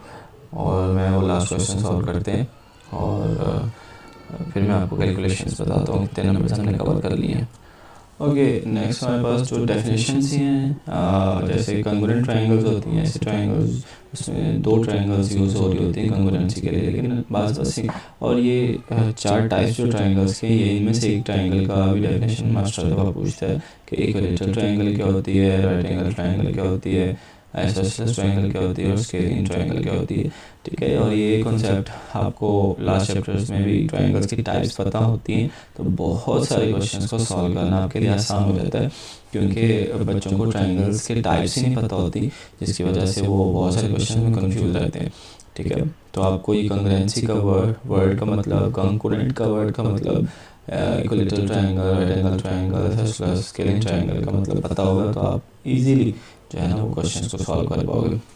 तो इक्विलेटरल ट्रायंगल ऐसी ट्रायंगल होती है जिसकी all three sides are equal. ठीक है, सेम होती हैं वो। मैं उसके एग्जांपल में आपने क्या करना है कि ट्रायंगल ड्रॉ करनी है ऐसे। ठीक है, इस फर्स्ट ट्रायंगल और ठीक है, फर्स्ट एक ही ट्रायंगल है, मतलब उसमें ज़्यादा ट्रायंगल्स नहीं है, सॉरी। ठीक है, तो आपने इसको यहाँ से आप रिमूव कर दो। ठीक है, तो अगर आप उसको कहना चाह रहे हैं कि अगर एक साइड 5 सेंटीमीटर की है तो सारी साइड्स क्या होंगी 5 सेंटीमीटर 5 सेंटीमीटर की। ठीक है, तो आप इसके साथ सेंटीमीटर लिख दो। ठीक है, तो इससे क्या होगा कि ये एग्जांपल में काउंट हो जाएगा कि आपने एक डेफिनेशन में लिख दिया, सारे एग्जांपल भी बना दिए, तो आपके 2 मार्क्स पूरे हैं। ठीक है, तो इक्विलेटरल ट्रायंगल सबसे इजी ट्रायंगल। उसके बाद है राइट एंगल ट्रायंगल। मैं उसके साथ ही पिक्चर बना रहा हूँ, ऐसी ट्रायंगल जिसमें एक एंगल 90 डिग्री का होता है। देखो ये एंगल क्या है, 90 डिग्री का है। ठीक है, आपने स्केल से बनानी। ठीक है, तो ऐसी ट्रायंगल जो होती है वो क्या होती है, राइट एंगल ट्रायंगल होती है। ठीक है, राइट एंगल ट्रायंगल। ठीक है, राइट एंगल ट्रायंगल। ठीक है, ये इजी है। इक्विलेटरल, इक्वल उसके नाम से पता चल रहा है कि equal means all sides are equal, और राइट एंगल मतलब राइट एक एंगल है, उसके नाम एंगल का वर्ड भी लगा हुआ है। अगर आप गौर करो यहाँ पे तो एंगल का वर्ड भी लगा हुआ है, तो राइट एंगल ट्रायंगल। ठीक है, नेक्स्ट हमारे पास जो दो याद करने वाले हो आइसोसेलेस ट्रायंगल है और स्केलिन ट्रायंगल है। ठीक है, आइसोसेलेस ट्रायंगल ऐसे ट्रायंगल होते हैं, यहाँ पे मैं आइसोसेलेस बना रहा हूँ, आइसोसेलेस। ठीक है, आइसोसेलेस ट्रायंगल में क्या होता है कि आप जो ट्रायंगल बनाते हो उसकी सिर्फ 2 साइड इक्वल होती हैं। ठीक है, थर्ड साइड जो होती है वो डिफरेंट होती है। ठीक है, फॉर एग्जांपल मैं इसके एग्जांपल भी साथ ही लिख दूंगा इसके कि ये अगर 4 सेंटीमीटर की है, ठीक है, तो ये भी क्या होगी 4 सेंटीमीटर की, तो ये एक जो है वो डिफरेंट होगी 5 सेंटीमीटर। ये आइसोसेलेस ट्रायंगल। ठीक है, और स्केलिन ट्रायंगल, ये दो ही आपने याद रखनी है। ठीक है, इससे काफ़ी ज़्यादा कॉन्सेप्ट क्लियर हो जाता है कि तीनों साइड्स ही एक दूसरे के इक्वल नहीं होंगी। ठीक है, if the length of all the 3 sides of triangles are different, for example ये 3 सेंटीमीटर है, ये 4 सेंटीमीटर है, ये 5 सेंटीमीटर, तो ऐसे एंगल स्केलिन ट्रायंगल है। ठीक है, तो ये जो 4 टाइप्स हैं ट्रायंगल्स की आपने याद रखनी है। आपके माशाल्लाह यहाँ तक जो टोटल आपका सेकंड पार्ट है वो सारा सॉल्व होता है इन्हीं क्वेश्चंस के बेस पे। ठीक है, तो इन्हीं में से 2-3 MCQ भी कवर होते हैं। ठीक है, अगर आपको ये सारी चीज़ें पता है तो तकरीबन 2-3 से 4 MCQs कवर होते हैं आपके मीन्स टोटल 6 क्वेश्चंस कवर होते हैं यहाँ से। ठीक है, और 4 MCQ कवर होते हैं। ठीक है, तो ऑलमोस्ट आपके जो 12 to 15 16 मार्क्स जो हैं यहाँ पे आपके बिल्कुल सिक्योर होते हैं। ठीक है, तो चलते हैं क्वेश्चन नंबर, हमारा जो 4th क्वेश्चन होता है एक्चुअल में पेपर का, जो 6 पार्ट्स होते हैं जिसके उसकी तरफ चलते हैं। वो भी इसी तरह बहुत सिंपल सी डेफिनेशंस और छोटे छोटे क्वेश्चन के ऊपर जो है वो बेस है। तो इस वजह से मेरा पहले करवाने का मकसद भी ये था ताकि आप इजीली उसको कर पाएँ और समझ भी पाएँ, क्योंकि आसान। उसके बाद हम फर्स्ट क्वेश्चन या सेकंड जो एक्चुअल में जो क्वेश्चन है उसकी तरफ चलेंगे, तो हमारी पूरी बुक के शॉर्ट क्वेश्चंस कवर हो जाएंगे इंशाल्लाह। अच्छा, इसमें एक छोटा सा डेफिनेशन रहेगी कोलिनियर और नॉन कोलिनियर पॉइंट्स की। ठीक है, ऐसे पॉइंट्स जो एक ही लाइन पर होते हैं, जैसे एक लाइन है ये, इसके ऊपर एक ए पॉइंट है और दूसरा बी पॉइंट भी इसी लाइन के ऊपर ही, तो ऐसे पॉइंट्स कोलिनियर पॉइंट्स कहलाते हैं। ठीक है, ये डेफिनेशन आपने इसके खुद बतानी है कि the points that lie on same line are called collinear points, और and the points that does not lie on same line are called, ये नॉन क्लिनियर की एग्जांपल है, और कॉल्ड नॉन क्लिनियर पॉइंट्स और ये क्लिनियर की एग्जांपल है, ठीक है, क्लिनियर की एग्जांपल है, ठीक है। ओके, लास्ट क्वेश्चन में हमारे क्वेश्चन नंबर 4 के यहाँ से स्टार्ट होते हैं कि पैरेललोग्राम एक्चुअल में क्या होती है। The shape in which opposite sides are congruent, ठीक है, इसमें जैसे ये साइड, इसमें कॉन्ग्रुएंट मीन्स इक्वल, ये साइड इस साइड के इक्वल होगी, ऑपोजिट साइड्स ये साइड इस साइड के इक्वल होगी, और ऑपोजिट एंगल्स आर कॉन्ग्रुएंट, ये एंगल देखो 55 इस 55 के ही इक्वल है, ठीक है। तो ऐसी साइड जहाँ डायगोनल बाइसेक्ट ईच अदर, इसका जो हम डायगोनल बनाएंगे वो एक दूसरे को बाइसेक्ट करेंगे, बिल्कुल दरमियान से कट करेंगे, ठीक है। तो ऐसी शेप जो होती है वो पैरेललोग्राम होती है। आपने इस पर शेप बनाने भी अगर डेफिनेशन आती है तो ये लाइन, ये जो रेड लाइन है ये बाइसेक्टर लाइन है किस लाइन का, इस ब्लू लाइन का, ठीक है।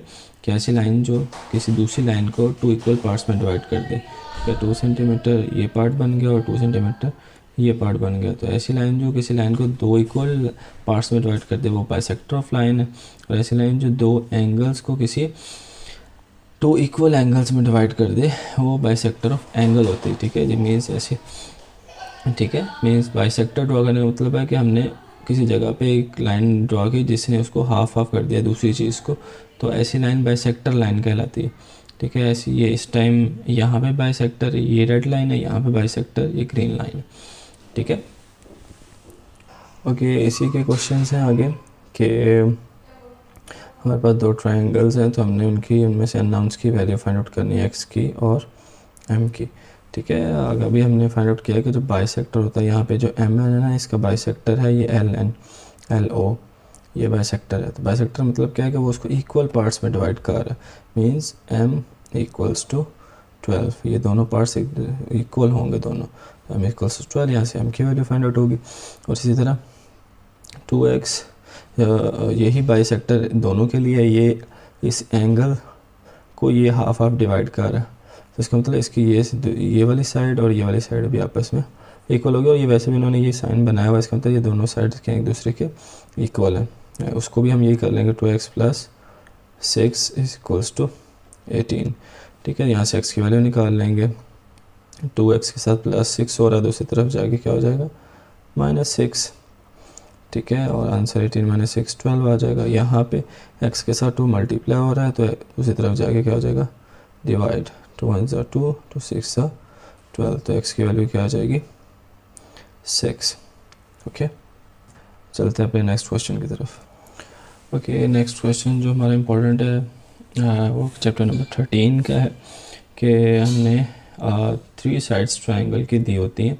जैसे ये ट्रायंगल, इसकी एक साइड क्या है 10 है, एक 6 है और एक 8 है, ठीक है। क्या ये ट्रायंगल फॉर्म इन तीनों, क्योंकि अभी तो मैंने बना के ऊपर लिख दिया ना ऐसे ही, लेकिन एक्चुअली हमने इसको रिटर्न प्रूफ करना होता है कि क्या ये तीनों साइड्स मिलके कोई एक ट्रायंगल बना सकती हैं, ठीक है। Are the lengths of triangle then verify the sum of measures of 2 sides of triangles greater than third side, ठीक है। ये एक रूल है जो कि इसी चैप्टर का एक ही रूल है और वही फेमस है, और उसी को फॉलो करके सारे क्वेश्चन सॉल्व होते हैं। शॉर्ट क्वेश्चन इसी में से ही आता है कि अगर हम किसी 2 साइड्स को सम करें, जैसे 10 + 8, ठीक है, क्या वो ग्रेटर देन थर्ड साइड के होगा, 6 के ग्रेटर देन होगा, यस।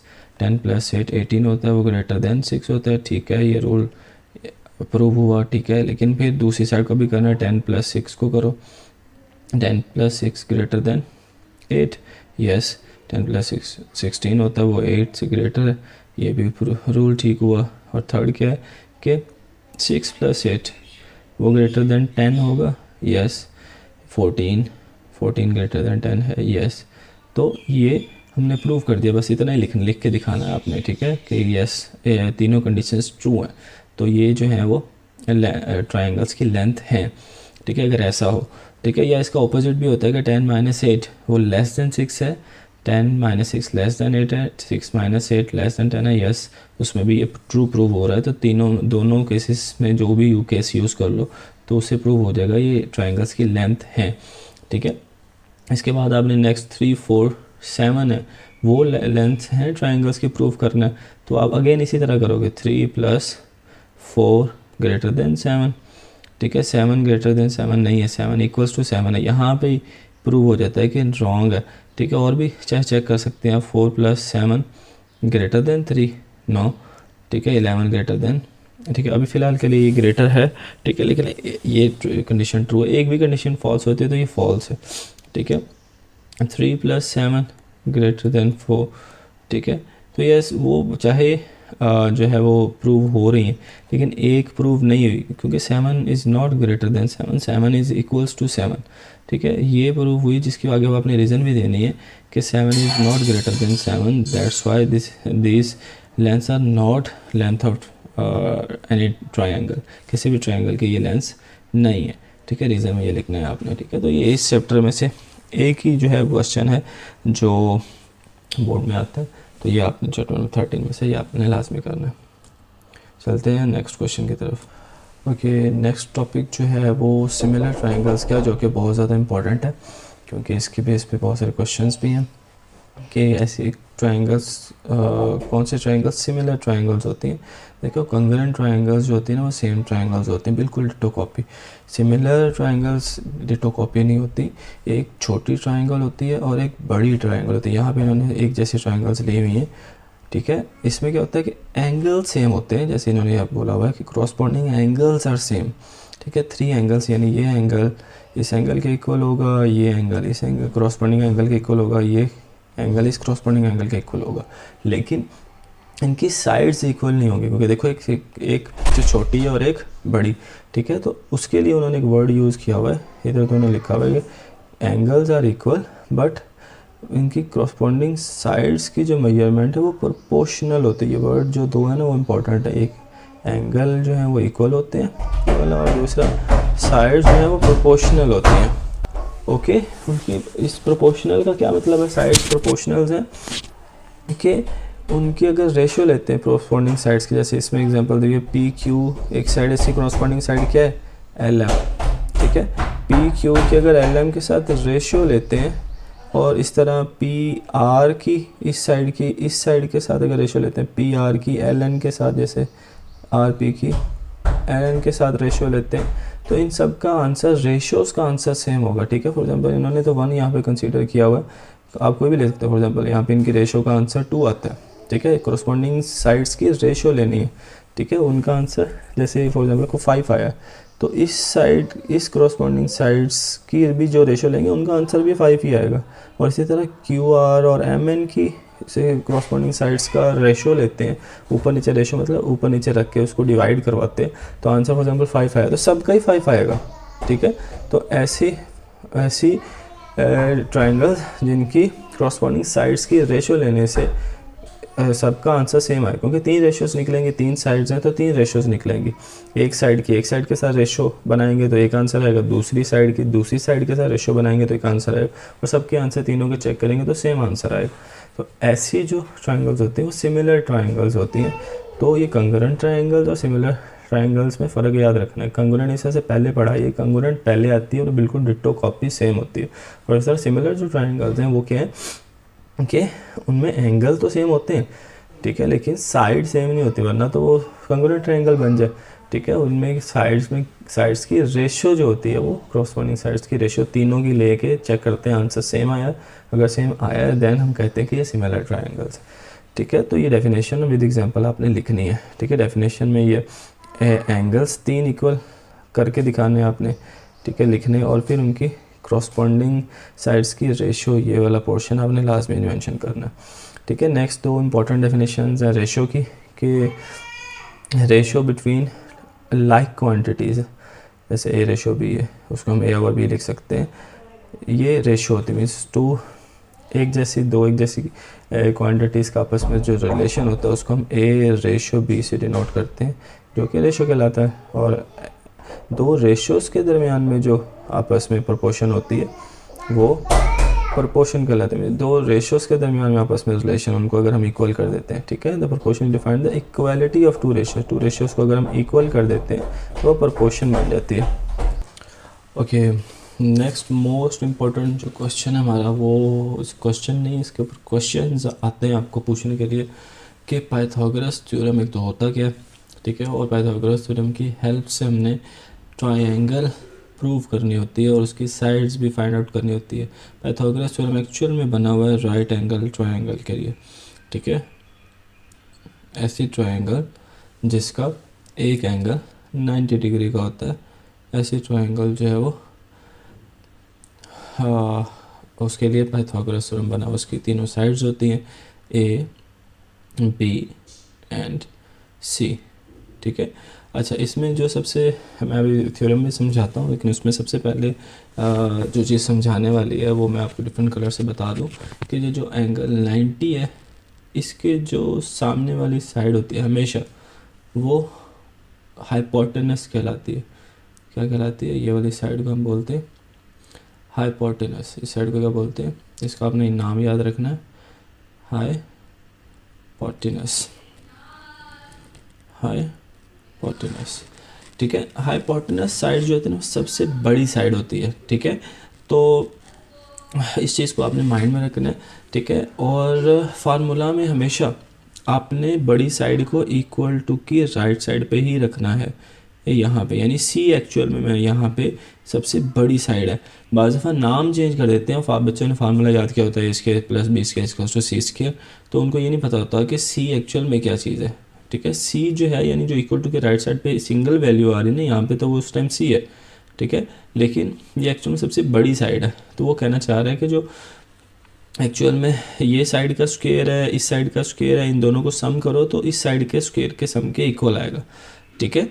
यानी हमने इस साइड का भी स्क्वायर लेना है, इस साइड का भी स्क्वायर लेना है और उनको आपस में सम करवाना है, ठीक है, प्लस करवाना है।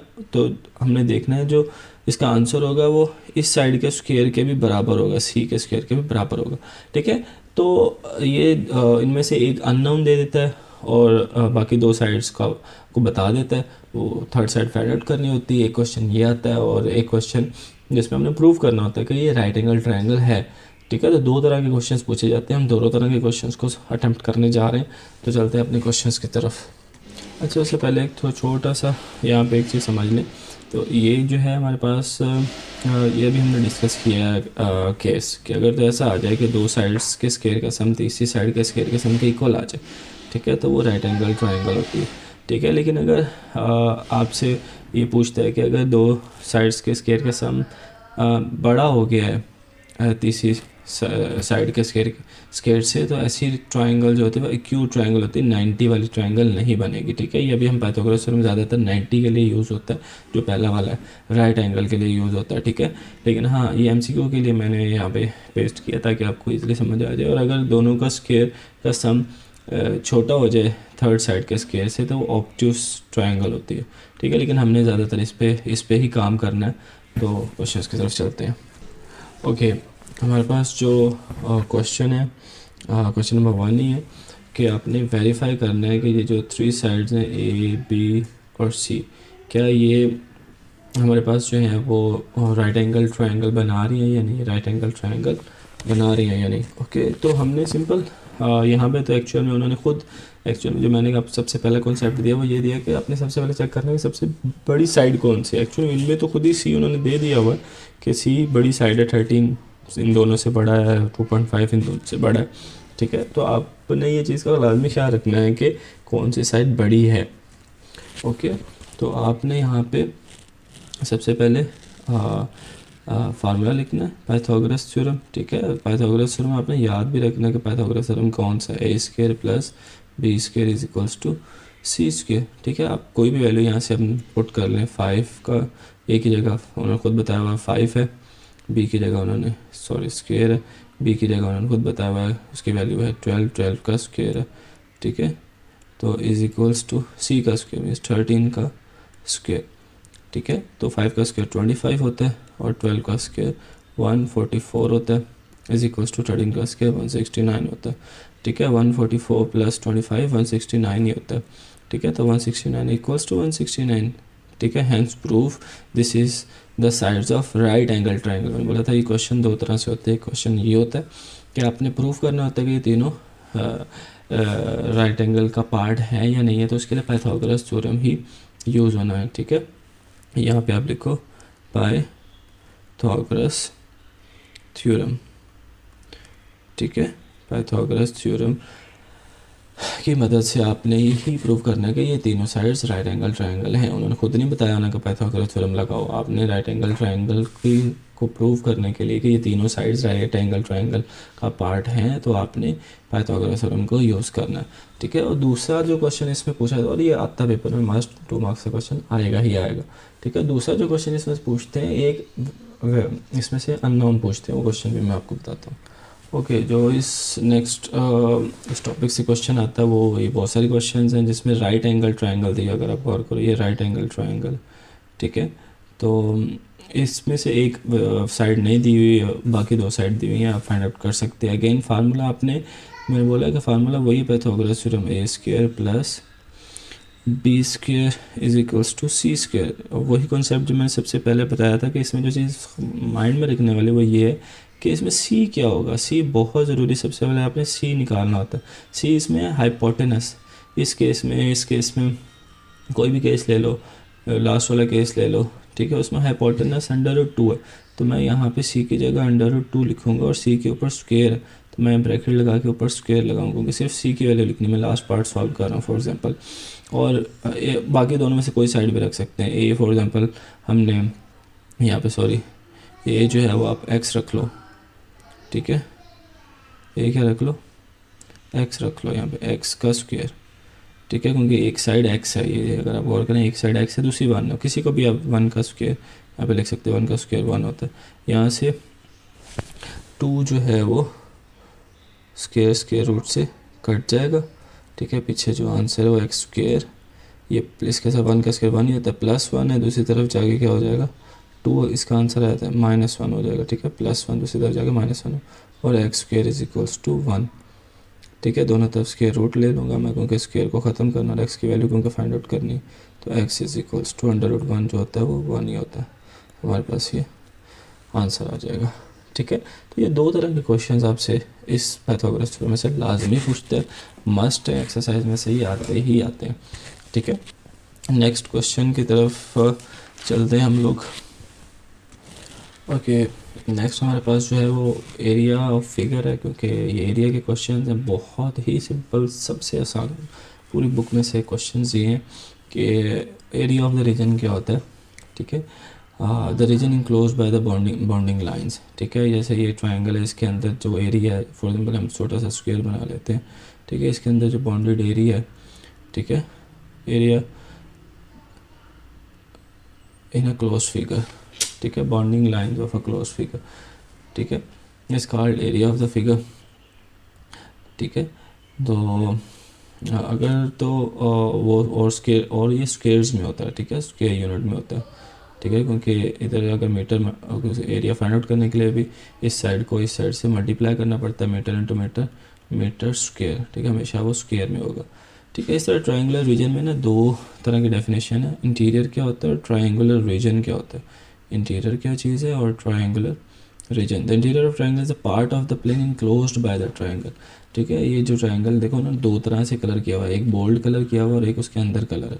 ठीक है, तो कह रहे हैं इंटीरियर जो है ना, ये लाइन के अंदर वाला सारा इंटीरियर है, ये वाला जो लाइंस बनी हुई है ये वाली, ये सारा इंटीरियर है। ठीक है, और ट्रायंगुलर रीजन में क्या है कि ये इंटीरियर और ये जो 3 लाइंस हैं, ये लाइन जो बोल्ड की हुई है उन्होंने, ये लाइन और ये लाइन, इन दोनों का सम करें तो वो ट्रायंगुलर रीजन बनता है। ठीक है, ट्रायंगुलर रीजन की डेफिनेशन इस तरह से पूछी जाती है। ठीक है, तो दोनों को मिला के ट्रायंगुलर रीजन है, और वरना खाली जो ये वाला एरिया वो इंटीरियर है। ठीक है, सिंपल से 2 डेफिनेशंस हैं, और इसी के बेस पे आगे क्वेश्चंस हैं जो कि बहुत ही सिंपल से हैं। आपने क्या करना है, आपने एरिया फाइंड आउट करना है ये 2 शेप्स का। ठीक है, वो मैं इसके ऊपर ही कर रहा हूँ, वो है भी एक लाइन का ही आंसर है, area is equals to length multiply by width, या ठीक है, तो ए इज इक्वल्स टू क्या हो जाएगा 3 मल्टीप्लाई बाय 6। ठीक है, इज इक्वल्स टू 18, और सेंटीमीटर जब सेंटीमीटर से मल्टीप्लाई होता है तो सेंटीमीटर स्क्वायर लिखते हैं। ठीक है, इसी तरह ये स्क्वायर है, वो तो रेक्टेंगल थे तो 2 साइड्स दिए होते, स्क्वायर में एक ही साइड दी होती है, तो दूसरी साइड में खुद पता होती है वो भी 4 सेंटीमीटर ही है, तो इसका भी एरिया एक लाइन का ही आंसर है इसका। वो क्या है, area is equals to 4 multiply by 4, यानी 4 centimetre multiply by 4 centimetre, which is 16 centimetre square. ठीक है, और इसी तरह पैरेललोग्राम का है। ठीक है, तो तो उसमें भी क्या करेंगे, a is equals to 4 multiply by 8, क्या करेंगे 4 मल्टीप्लाई बाय, इसमें हालांकि दो साइड नहीं दी हुई है, एक हाइट दी हुई है दूसरा लेंथ दी हुई है, तो आप दोनों को मल्टीप्लाई करके आंसर निकाल सकते हो। 4 8 32 सेंटीमीटर स्क्वायर। ठीक है, ये जो ट्राइंगल है इसमें हमने ट्राइंगल का एरिया फाइंड आउट करना है। तो ट्राइंगल के एरिया के लिए सिंपल हमने क्या काम करना है कि area is equals to half. ठीक है, ट्राइंगल के लिए हमारा वर्ड 2 यूज होता है, half length multiply by height. ठीक है, तो आपने area is equals to length और हाइट जो 16 मल्टीप्लाई बाय 10 करके उसको 2 पे डिवाइड करवा देना। तो 16 मल्टीप्लाई बाय 10 क्या होता है 160 और डिवाइडेड बाय 2 यानी हाफ कर दो। तो एरिया हमारे पास क्या आ जाएगा 2 8 यानी अगर इसको हम कट करते हैं यहाँ से 2 1 2 2 8 16 0 ऐसे तो 80 सेंटीमीटर स्क्वायर। एरिया हमेशा स्क्वायर में होता है। ठीक है, तो एरिया क्या है 80 सेंटीमीटर स्क्वायर। ठीक है, तो ये दो क्वेश्चंस जो हैं वो एरिया के रिलेटेड इस चैप्टर के मोस्ट इम्पोर्टेंट क्वेश्चंस हैं। ठीक है, उसके बाद 16 चैप्टर है, उसमें से हमारे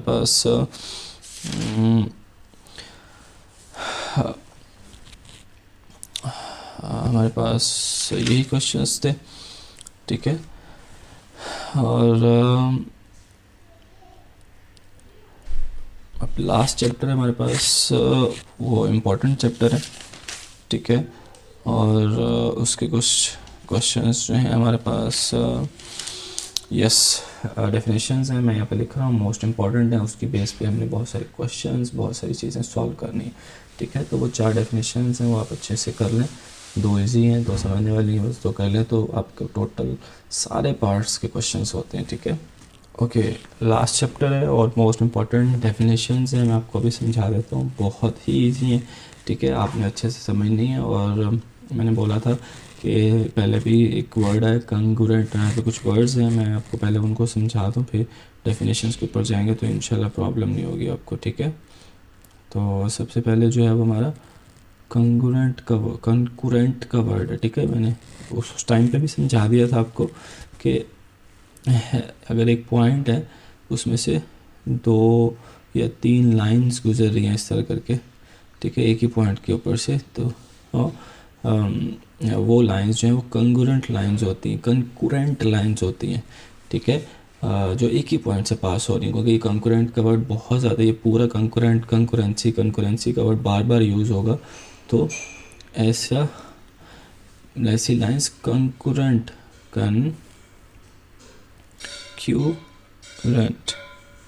लाइंस होती हैं। ठीक है, तो आपने कंकरेंट का वर्ड बहुत अच्छे से समझना है, क्योंकि इनकी की यही है समझना है इस पूरे चैप्टर की और उसकी। ठीक है, साथ थोड़ा सा ट्रायंगल्स का नॉलेज होगा, जो मैंने 4 ट्रायंगल्स आपको टाइप्स बताई थी, तो ये क्वेश्चन डेफिनेशन ईजी हैं। ठीक है, तो आप पढ़ना शुरू करते हैं कि 3 or more than 3 lines are said to be congruent if they are all passes through the same point। ऐसे लाइन जो एक ही पॉइंट से पास कर रही हैं 3 या 3 से ज़्यादा कंकरेंट लाइंस कहलाती हैं। ठीक है, और जिस पॉइंट से वो गुजर रही होती हैं वो पॉइंट ऑफ कंकरेंसी होता है। ठीक है, ज्योमेट्री में ये बहुत ज़्यादा इंपॉर्टेंट होता है। ठीक है, अब इसकी बेस पे 4 डेफिनेशंस हैं, 2 बहुत ईजी हैं, वो कौन कौन सी हैं। सबसे पहले जो है ना वो हमारे पास जो है वो पहली definition the internal bisectors of the angles. ठीक है, ये अभी हम पूरी डेफिनेशन इसकी पढ़ के आ रहे हैं कि बाइसेक्टर ऑफ एंगल क्या होता है। ठीक है, मैं यहाँ पे पहले उसको अगर समझा आगे। ठीक है, जैसे कंकरेंट को समझाया ऐसे बाइसेक्टर अभी दोबारा ड्रॉ कर लेते हैं कि ऐसा ये एक एंगल है ये वाला। ठीक है, और इसका जो है वो इसका बाइसेक्टर ड्रॉ करता हूँ। वो क्या होगा अगर वो यहाँ से उसको हाफ कट करता है। ठीक है, क्या करता है हाफ कट करता है। ठीक है, तो ऐसी लाइन जो होती है वो बाइसेक्टर ऑफ एंगल होती है। ठीक है, तो कोई भी ट्रायंगल है, फॉर एग्जांपल वो कह रहा है, मैं यहाँ पे एग्जांपल लिख देता हूँ, ये एक ट्रायंगल है, जाहिर बात है इसके एंगल कौन से होंगे, मैं डिफरेंट कलर से बना रहा हूँ। एक ये एंगल होगा, एक ये एंगल होगा और एक ये एंगल होगा। वो कह रहे हैं इनके अगर हम बाइसेक्टर ड्रॉ करते हैं, यहाँ से एक बाइसेक्टर ड्रॉ करते हैं यहाँ तक, एक यहाँ से ड्रॉ करते हैं यहाँ तक, और एक यहाँ से ड्रॉ करते हैं यहाँ तक। तो एक पॉइंट से वो क्रॉस होंगे, क्या करेंगे, एक लाइन से एक पॉइंट से क्रॉस होंगे, बाइसेक्टर्स जो होंगे एंगल। तो ये एक मेन जो मैंने अंडरलाइन किया, ये लाइन बहुत इंपॉर्टेंट है। तो ऐसा जो बाइसेक्टर्स ऑफ एंगल्स, एंगल्स के जो बाइसेक्टर किसी एक पॉइंट से गुजरे, तो वो पॉइंट्स क्या कहलाता है, यहाँ पे मैं उसका नाम लिखने वाला हूँ। उसका नाम है इन सेंटर। क्या उसको बोलते हैं, इन सेंटर। क्या बोलते हैं, इन सेंटर।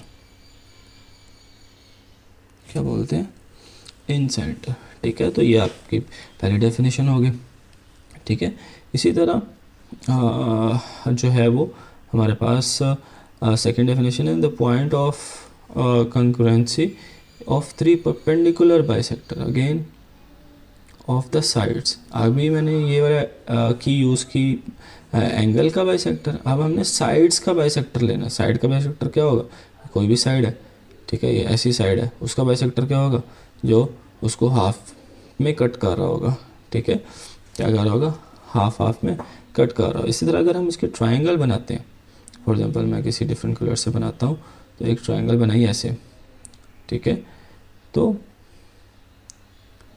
इसका जो हाफ होगा यहाँ पे जो है वो मैं ड्रॉ करता हूँ ऐसे, इसका हाफ में ऐसे ड्रॉ करता हूँ, इसका हाफ में ऐसे ड्रॉ करता हूँ। ठीक है, तो इनका जो बीच वाला सेंटर वाला पॉइंट हो जहाँ पे ये मीट करें, क्योंकि डिफरेंट होता है, एंगल्स में डिफरेंट जगह पे मीट करती हैं। ठीक है, साइड्स के बाइसेक्टर में वो डिफरेंट जगह मीट करती हैं। तो ये जहाँ जिस पॉइंट पे मीट करेंगी उस पॉइंट को बोलेंगे सर्कम सेंटर। क्या बोलेंगे, सर्कम सेंटर। ठीक है, क्या बोलेंगे, सर्कम सेंटर। ओके, नेक्स्ट जो है हमारे पास डेफिनेशन है, इसको अगर हम पढ़ते हैं कि the point of concurrency, again वही मिडल पॉइंट जो है हमारा, the point of concurrency of the 3 altitudes of triangle is called orthocentre. Altitudes क्या होते हैं, मैं अभी आपको पहले ड्रॉ कर देता हूँ। ठीक है, मीन्स पे अगर हम लोग एक ट्राइंगल ड्रॉ करते हैं यहाँ पे ऐसे, ठीक है, तो एल्टीट्यूड एक्चुअल में क्या होता है कि हमने यहाँ पे एक ऐसी लाइन ड्रॉ की यहाँ से ऐसे, जो बिल्कुल इस पर 90 डिग्री का एंगल बना रही है ऐसे, ये एल्टीट्यूड होता है, जो कि 90 डिग्री। मैं इधर इसको शो भी कर देता हूँ, ये क्या है, क्योंकि आपको इसमें एल्टीट्यूड समझना ज़रूरी है। एल्टीट्यूड, ठीक है, तो एल्टीट्यूड आपने ड्रॉ करने हैं तीनों के। इसका भी एल्टीट्यूड ड्रॉ करेंगे जो कि इसके ऊपर बिल्कुल 90 का एंगल बना रहा होगा ऐसे। ठीक है, और इसी तरह इसके ऊपर एक ड्रॉ करेंगे जो कि इसके ऊपर बिल्कुल 90 का एंगल बना रहा होगा। ठीक है, तो इसमें जो जहाँ मेन पॉइंट पे वो क्रॉस किए हैं, ये फॉर एग्जांपल अभी बिल्कुल इक्वल नहीं है, तो यहाँ पे एक जगह पे पॉइंट पे जहाँ पे वो और सारे टच करेंगे, वो पॉइंट क्या कहलाएगा, उसका ऑर्थो सेंटर। क्या कहलाएगा, जो मैंने अंडरलाइन कर रहा हूँ ये मोस्ट इम्पॉर्टेंट है, ऑर्थो सेंटर। क्या कहलाएगा, ऑर्थो सेंटर। ठीक है, ये थर्ड होगी डेफिनेशन। इसी तरह हमारे पास last definition, the point where the medians of a triangle meet is called centroid. उसको बोलेंगे, तो बोलेंगे सेंट्रोइड। ठीक है, तो इसको भी ड्रॉ करके देख लेते हैं हम लोग कि अगर हम लोग माना कि एक ट्राइंगल है ऐसे, ठीक है, तो इसके जो मीडियंस होते हैं, मीडियन क्या चीज़ है कि जो बिल्कुल ऐसी लाइन जो यहाँ से तो निकले, एक यहाँ से, दोनों यहाँ से निकलेंगी, यहाँ से निकल के बिल्कुल मिड पे टच हो। अच्छा, इनमें क्या आता है, ये मिड पे टच, यहाँ पे देखें, यहाँ पे वो मिड पे टच नहीं हो, थोड़ा सा साइड पे टच हो रही है, यहाँ पे 90 का एंगल बना। 90 का एंगल लाजमी नहीं मिड पे बनता है। तो ऐसे ट्राइंगल जिसमें बिल्कुल यहाँ से लाइन निकले और उसके मिड पे जाके बिल्कुल मिड पे टच हो, ऐसी लाइन जो होती है वो क्या होती है, मीडियन। क्या लाइन होती है, मीडियन। ठीक है, इस तरह इधर से भी टच हो के बिल्कुल मिड से गुजरे और यहाँ से भी टच हो गया बिल्कुल मिड से, मिड पे जाके दूसरी लाइन पे टच हो, तो इनका जो मिडल पॉइंट है ये वाला, उसको क्या बोलेंगे, सेंट्रॉइड। क्या बोलेंगे, सेंट्रॉइड। ठीक है, ये मोस्ट इम्पॉर्टेंट है कि इसमें आपको समझ आना चाहिए। एल्टीट्यूड क्या चाहिए, दोनों पहले वाले तो बड़े सिंपल से हैं। ठीक है, कि इसमें क्या यूज़ हो रहा है, सिंपल परपेंडिकुलर, इसमें एंगल बाइसेक्टर यूज़ हो रहा है, इसमें जो है वो लाइन बाइसेक्टर यूज़ हो रहा है, इनमें एल्टीट्यूड और मीडियन यूज़ हो रहा है। एल्टीट्यूड जो 90, ठीक है, एल्टीट्यूड के आगे लिख भी लो आप, 90 का एंगल बनाते हैं। ठीक है, और मीडियन के आगे, मीडियन मिड से याद कर लो कि वो मिड से हमेशा दूसरी यानी इस पॉइंट से निकलेगा, यानी कि एंगल के पॉइंट से निकलेगा और दूसरी लाइन पे जाके मिड पे टच होगा, उसको मिड के नाम से याद करो, मीडियन के मिड से। ठीक है, तो वो सेंट्रॉइड होता है। ठीक है, इन सेंटर और सरकम सेंटर आसान है जिनमें सेंटर का वर्ड आ रहा है। ठीक है, वो आसान है जिनमें सेंटर का वर्ड आ रहा है। अगेन इनको ट्रिक याद करने के भी ट्रिक होते हैं, ऐसे जिनमें सेंटर का वर्ड आ रहा है वो इजी है। और इन सेंटर पहला वाला है जो एंगल बाइसेक्टर से मिलकर बना है, और सरकम सेंटर जो साइड के बाइसेक्टर से मिलकर बना। ठीक है, और एल्टीट्यूड 90 होता है और सेंट्रॉइड मीडियन से मिलकर बनता है, मिड से मिलकर बनता है। ठीक है, तो ये आपके लास्ट चैप्टर के इंपॉर्टेंट क्वेश्चंस थे जो कि आने वाले पेपरों में लाजमी आपका ये लास्ट क्वेश्चन, कुछ बच्चे पहले 2 क्वेश्चंस पे फोकस करते हैं, लास्ट वाला पार्ट इतना फोकस नहीं होता, तो मैंने जितने इंपॉर्टेंट क्वेश्चंस थे इंशाल्लाह ये पेपर में आएंगे, इनके ऊपर फोकस था मेरा। आप लोगों ने इसको अच्छे से अपनी पेपर की तैयारी के लिए लाजमी करना है। ठीक है, और इंशाल्लाह जब पेपर आएगा तो मैं बताऊंगा कि कौन कौन सी चीज़ें हमने डिस्कस की थी और कितने मार्क्स के इसमें से पेपर आया है। ऑलमोस्ट अभी तक हमने 2 शॉर्ट क्वेश्चन पूरे कवर कर लिए हैं। ठीक है, जो कि 12 क्वेश्चंस बनते हैं, क्वेश्चन 24 और ऑलमोस्ट 6 to 10 जो है वो MCQs, तो 30 to 35 मार्क्स का पेपर हमने कवर किया है इसमें। ठीक है, ये तकरीबन 1 घंटा 20 मिनट की वीडियो में, तो आपने इसको अच्छे से प्रैक्टिस करना है। अब हम जा रहे हैं शुरू वाले चैप्टर्स के ऊपर, जो कि थोड़े कंसेप्चुअल वाइज हैं लेकिन इजी हैं। पहला चैप्टर जैसे हो गया बहुत इजी है, तो उसमें से भी जो इंपॉर्टेंट क्वेश्चंस हैं मैं आपको करवा दूंगा, ताकि आप लोग जो है वो इजीली उनकी भी प्रैक्टिस कर लें, तो इंशाल्लाह आपके शॉर्ट क्वेश्चन सारे कवर हो जाएंगे और साथ MCQs भी इंशाल्लाह ताला। चलते हैं अपने क्वेश्चंस की तरफ, चैप्टर नंबर 1 के जो इंपॉर्टेंट क्वेश्चन उनकी तरफ। ओके, चैप्टर नंबर 1 में जो इंपॉर्टेंट चीज़ें MCQs के लिहाज से और डेफिनेशन के लिहाज से, उसमें सबसे पहले ऑर्डर ऑफ द मैट्रिक्स। ठीक है, ऑर्डर ऑफ द मैट्रिक्स क्या होता है, इसको हम एक तो 2/3 की फॉर्म में भी लिखते हैं, 2-3, 2/3 या ठीक है खाली 2 और मल्टीप्लाई और 3, इसको भी 2/3, या मीन्स जैसे पहले रोज़ और सेकंड कॉलम की जो क्वांटिटी वो आती है, मीन्स इसमें कितनी रोज़ हैं आपको पता है, जो कॉपी की लाइंस होती हैं वैसी उसको रोज़ बोलते हैं, ये रोज़ होती हैं, इसमें कितनी रोज़ हैं, 2 रोज़ हैं, और कॉलम कितने, 1, 2 और 3 कॉलम्स हैं, 2/3। पहले रोज़ लिखनी है। ठीक है, ऑर्डर में हमेशा पहले क्या लिखते हैं, रोज़। कॉपी की लाइंस जो होती हैं वो पहले हम लिखते हैं। ठीक है, वो रोज़ होती हैं। ठीक है, कॉपी की लाइंस क्या होती है, रोज़। तो इसमें पहले रोज़ काउंट करेंगे।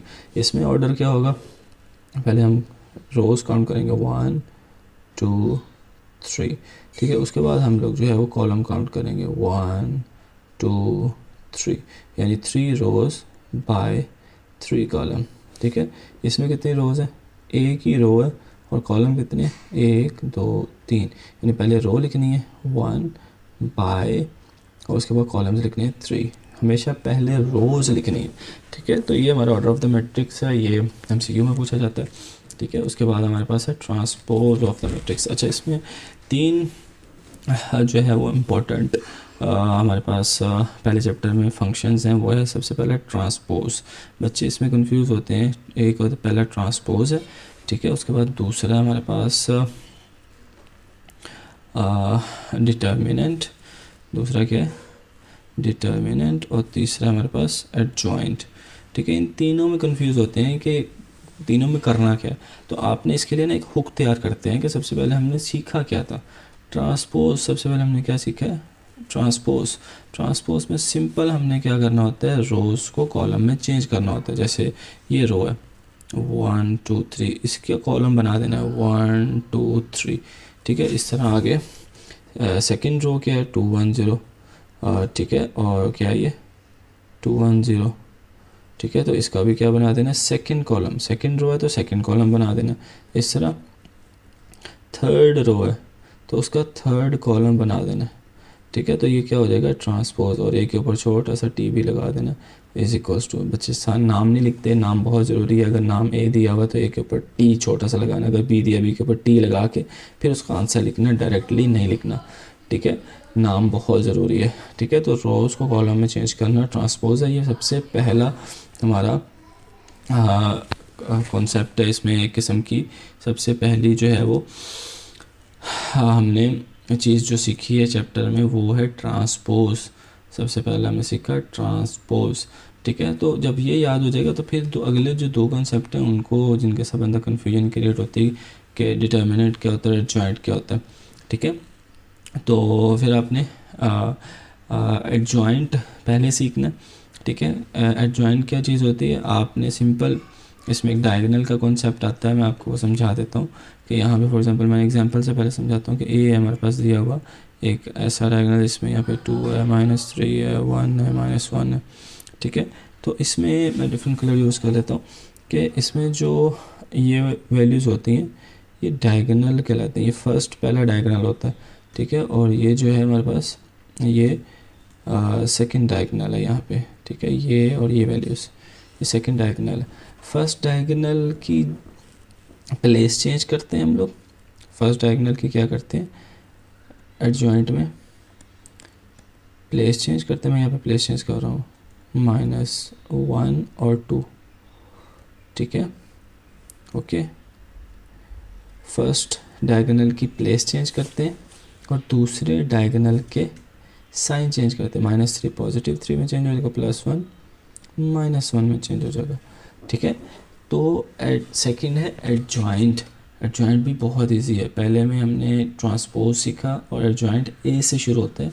ए में हमने डायगोनल्स की, पहला डायगोनल है उसकी प्लेस चेंज करनी है और सेकंड डायगोनल के साइन चेंज करने हैं। तो पहला डायगोनल याद रखना बहुत ज़रूरी है, पहला डायगोनल की प्लेस चेंज करनी, पहले डायगोनल की प्लेस चेंज करनी, ठीक है। नेक्स्ट जो थर्ड इसका इम्पॉर्टेंट है, ये तीन ही फंक्शंस हैं मेन। डिटर्मिनेंट है। डिटर्मिनेंट में पहले तो आपने जैसे यहाँ पे बी दिया हुआ है, ठीक है, तो बी को आपने सिंपल स्ट्रेट लाइंस में लिखना है, ऐसे स्ट्रेट लाइन। ये डिटर्मिनेंट की निशानी होती है, उसमें वैल्यूज़ लिख दो 1 1 -2 3। इसमें भी डायगोनल्स यूज़ होना है, ट्रांसपोज में डायगोनल्स यूज़ नहीं होते।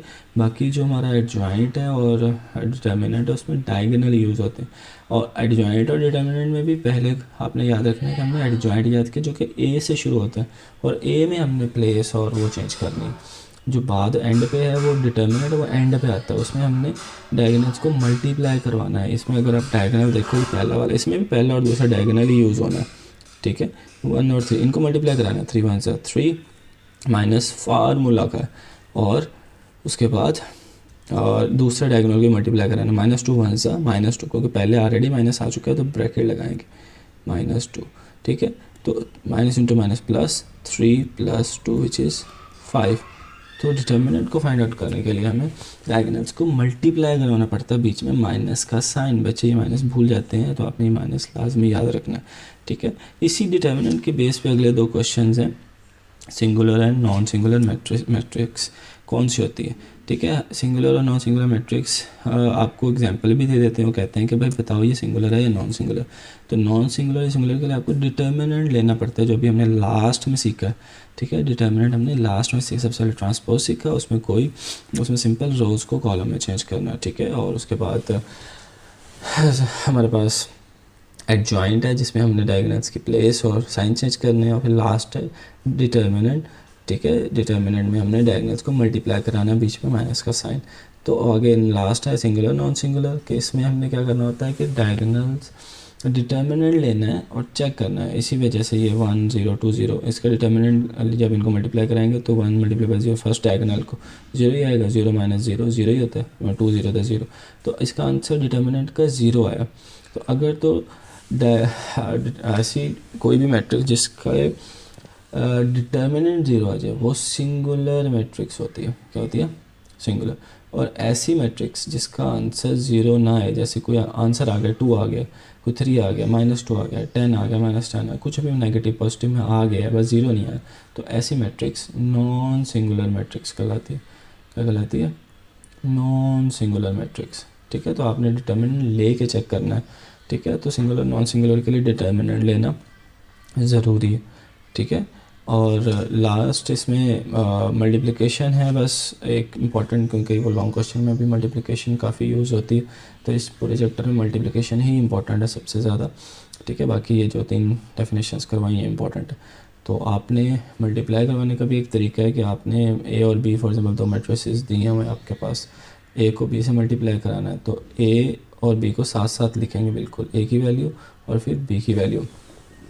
ठीक है, और इसको मल्टीप्लाई कराने का क्या तरीका होता है कि फर्स्ट जो रो होती है, पहले अगेन रोज़ आती हैं हमेशा, ऑर्डर लिखते हुए पहले रोज़ लिखते हैं और मल्टीप्लाई कराते हुए पहले रो को मल्टीप्लाई कराते हैं कॉलम के साथ। पहले फर्स्ट कॉलम के साथ मल्टीप्लाई कराएंगे और फिर इसी रो को सेकंड कॉलम के साथ मल्टीप्लाई कराएंगे, यानी एक रो कॉलम के साथ मल्टीप्लाई होती है। मल्टीप्लिकेशन में ये रूल फॉलो होता है, फर्स्ट रो फर्स्ट कॉलम के साथ। और किस तरह? फर्स्ट वैल्यू के साथ मल्टीप्लाई होती है, 1 मल्टीप्लाई -1 आंसर आता है, 1 - 1 = -1, और प्लस का साइन बीच में आएगा। और साथ ही सेकंड वैल्यू से मल्टीप्लाई होती है, 3 जो होगा वो 3 से मल्टीप्लाई होगा, 3 3 = 9 पॉजिटिव 9। ठीक है, और 9 - 1 8 होता है। ठीक है, इस तरह अब हमने इसी रो को सेकंड कॉलम के साथ मल्टीप्लाई कराना है इसके साथ, तो 1 0 था 0 और 3 6 -2 3 2 सॉरी 6, माइनस पॉजिटिव है तो 6 + 0 6 ही होता। इस तरह अब हमने जब फर्स्ट रो को फर्स्ट कॉलम और फर्स्ट रो को सेकंड कॉलम से मल्टीप्लाई करवा लिए, तो अब हमने क्या करना है, सेकंड रो के ऊपर आ जाना है। ठीक है, पहले फर्स्ट रो को इन दोनों के साथ मल्टीप्लाई करवाना है, फिर सेकंड रो को इन दोनों के साथ मल्टीप्लाई कराना है, यानी सेकंड रो को पहले फर्स्ट कॉलम से मल्टीप्लाई कराएंगे, 2 - 1 = -2 और -3 3 = -9, -2 - 9 होता है -11। ठीक है, इस तरह अब सेकंड रो सेकंड कॉलम से मल्टीप्लाई होगी, जैसे सेकंड रो पहले फर्स्ट कॉलम से मल्टीप्लाई होगी, अब सेकंड रो सेकंड कॉलम से मल्टीप्लाई होगी। ठीक है, जैसे इसकी एग्जांपल ऐसे, जैसे 2 है वो अंदर x + y से मल्टीप्लाई करवाना है, तो 2 पहले x से मल्टीप्लाई होता है और फिर 2 y से मल्टीप्लाई होता है। इसी तरह रो जो है पहले कॉलम से मल्टीप्लाई होगी, फिर रो दूसरे कॉलम से मल्टीप्लाई होगी। ठीक है, 2 0 0 प्लस -3 2 -6 6 0 -6 -6 होता है। कैलकुलेटर पे लिख के आपने, अगर आपको कैलकुलेशन नहीं आती है तो सेम 0 से कैलकुलेटर पे लिखो, आंसर -6 ही देगा। ठीक है, तो ये मल्टीप्लिकेशन एक सबसे इम्पोर्टेंट इसमें जो है वो फर्स्ट चैप्टर में चीज़ अटैम्प्ट करने वाली है। ठीक है, ये फर्स्ट चैप्टर के इंपॉर्टेंट क्वेश्चंस थे, इसमें से 1 या 2 क्वेश्चंस आते हैं, तो आपने इसको लाजमी अच्छे से करना है। चलते हैं क्वेश्चन नंबर 2 के इंपॉर्टेंट क्वेश्चंस की तरफ जो आने वाले हैं। ओके, इसके बाद जो है हमारे पास जो मेन इंपॉर्टेंट क्वेश्चंस है, काफ़ी दफ़ा पेपर में आया हुआ है कि 2 रैशनल नंबर्स दिए हैं, उनके इन बिटवीन कोई रैशनल नंबर फाइंड आउट करना है। तो एक ही मेथड है कि इनको हम पहले प्लस करवाएंगे, 3/4 + 5/9। अब सबसे पहले जो पहले स्टेप में प्लस करवा के 2 पे डिवाइड करवाना है, तो उससे क्या होता है कि प्लस करवाने के बाद उसको जब हाफ़ करते हैं तो मिडिल वैल्यू आ जाती है। 2 नंबर्स को प्लस करवाएं और हाफ़ कर दें, यानी 2 पे डिवाइड कर दें तो मिडिल वैल्यू आती है। तो फ्रैक्शंस को प्लस करने के लिए उनके डिनोमिनेटर सेम होना ज़रूरी है।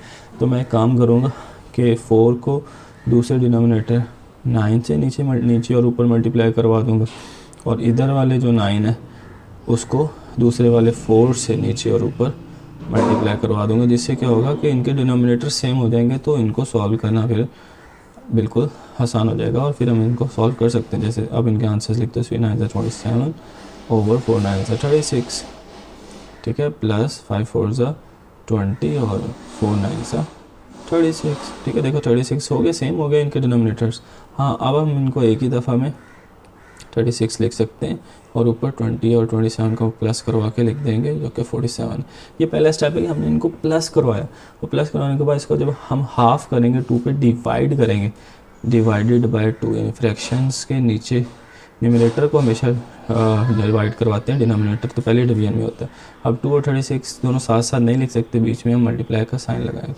हाँ, अगर 2 और 47 कटिंग होते तो कर देते, लेकिन फ़िलहाल इस केस में कटिंग नहीं हो रहे, तो 47 और नीचे 2 को 36 से मल्टीप्लाई करेंगे तो 72 आ जाएगा, जो कि मिडल फ्रैक्शन होगी इनकी, ठीक है। 3/4 और 5/9 के दरम्यान में 47/72 इनकी मिडल फ्रैक्शन है, ठीक है। तो ये क्वेश्चन पेपर में आता है, ये आपको आना चाहिए। फिर दूसरा हमने इसी चैप्टर के ये सर्ड्स हैं, रेडिकल्स हैं, इनको हमने सिंप्लीफाई करना होता है। जैसे -125 है, ठीक है, इसको मैं -125 को लिख सकता हूँ -5 मल्टीप्लाई बाय -5 मल्टीप्लाई बाय -5, क्योंकि इन सब को मल्टीप्लाई करें तो -125 ही आंसर आता है। तो इसका फ़ायदा क्या हुआ हमें इस तरह लिखने का कि इसको हम लिख सकते हैं फिर नेक्स्ट स्टेप में -5⁵, क्योंकि ये 3 दफ़ा, जैसे 2 मल्टीप्लाई बाय 2 मल्टीप्लाई बाय 2 होता है, ठीक है। इधर मैं लिखता हूँ एग्जांपल के तौर पर कि 2 मल्टीप्लाई बाय 2 मल्टीप्लाई बाय 2, तो इसको मैं लिख सकता हूँ 2⁵। तो इस तरह 5 मल्टीप्लाई बाय 5 मल्टीप्लाई बाय 5 भी हो तो वो भी 5⁵ हो जाएगा। इस तरह -5 मल्टीप्लाई बाय -5 मल्टीप्लाई बाय -5, क्योंकि इसके साथ माइनस का साइन है। इस तरह क्वेश्चन ज़्यादा आते हैं क्योंकि माइनस का साइन डिस्टर्ब होता है साथ। बच्चे क्या करते हैं, ब्रैकेट यूज़ नहीं करते, जिससे क्या है कि मार्क्स कटने का खतरा होता है। ये हमने 3 बनाया भी इस वजह से क्योंकि बाहर √3 है, तो 3 √3 से कटता है, 2 √3 से नहीं कटता, तो आंसर हमारे पास -5 आएगा, ठीक है। तो ये सिंप्लीफाई हो गया, ठीक है। इस तरह बाकी क्वेश्चन भी इसके, लास्ट वाला फॉर एग्जांपल हम करते हैं तो √3 की पावर √5 है, वो सॉल्व भी नहीं होता क्योंकि वो पहले ऑलरेडी सॉल्व है। नीचे 32 है, वो 2⁵ होता है, हाँ उसके ऊपर √5 है, तो 5 √5 से कट जाएगा, तो आंसर √5 3 ओवर नीचे खाली 2 आ जाएगा आंसर, ठीक है। तो इस तरह सिंप्लीफिकेशन आप कर सकते हैं इनका एलसीएम लेके, ठीक है। ये क्वेश्चन काफ़ी दफ़ा पेपर में आते हैं, जैसे ये क्वेश्चन है, तो ये है एक्चुअल में 5 की पावर 2 की पावर 3, 2 की पावर 3 बन गई है। तो 2 की पावर 3 क्या होता है, 2 to the 4 4 to the 8, calculator पे लिखो 2 की पावर 3 तो वो 8 आएगी। तो ठीक है, इनको पहले अलग से पावर्स को सॉल्व करना जैसे लिखी हुई हैं, डिवाइडेड बाय ये 2 और 3 के दरमियान ब्रैकेट है, तो आप अगर ब्रैकेट लगाओगे 2 और 3 के दरमियान में तो वो आपस में मल्टीप्लाई कैलकुलेटर पे ही करेगा। तो ये 5 की पावर में अभी पावर सॉल्व कर रहे हैं, उनका आंसर पावर्स को कैलकुलेटर पे अलग से सॉल्व करके पावर में ही लिखना। बच्चे क्या करते हैं, उसको पावर में नहीं लिखते, ठीक है। तो आपने पावर में ही लिखना है इसको, ठीक है। आगे बीच में अब डिवीजन का साइन है। अब यहाँ पे एक छोटा सा रूल लगता है कि अगर ये डिवीजन में हम यहाँ पे लिख देते हैं 5 की पावर 6 के दो ऐसे नंबर्स जिनकी पावर्स वाले नंबर जिनकी बेस सेम हो, तो बेस जब भी सेम हो वो हम एक ही दफ़ा लिखते होते हैं, और जो पावर्स होती हैं वो डिवीजन के केस में माइनस होती हैं। 8 - 6 मल्टीप्लाई के केस में प्लस होती हैं, डिवीजन के केस में माइनस होती है। तो 5 की पावर 8 - 6 2 होता है, आ जाएगा 5 की पावर 2। कैलकुलेटर पे लिखना बच्चे डायरेक्टली 5 2 10 कर देते हैं। 5 का स्केल होता है 25 होता है, ठीक है। तो आपने आंसर में क्या लिखना है, 25, ठीक है।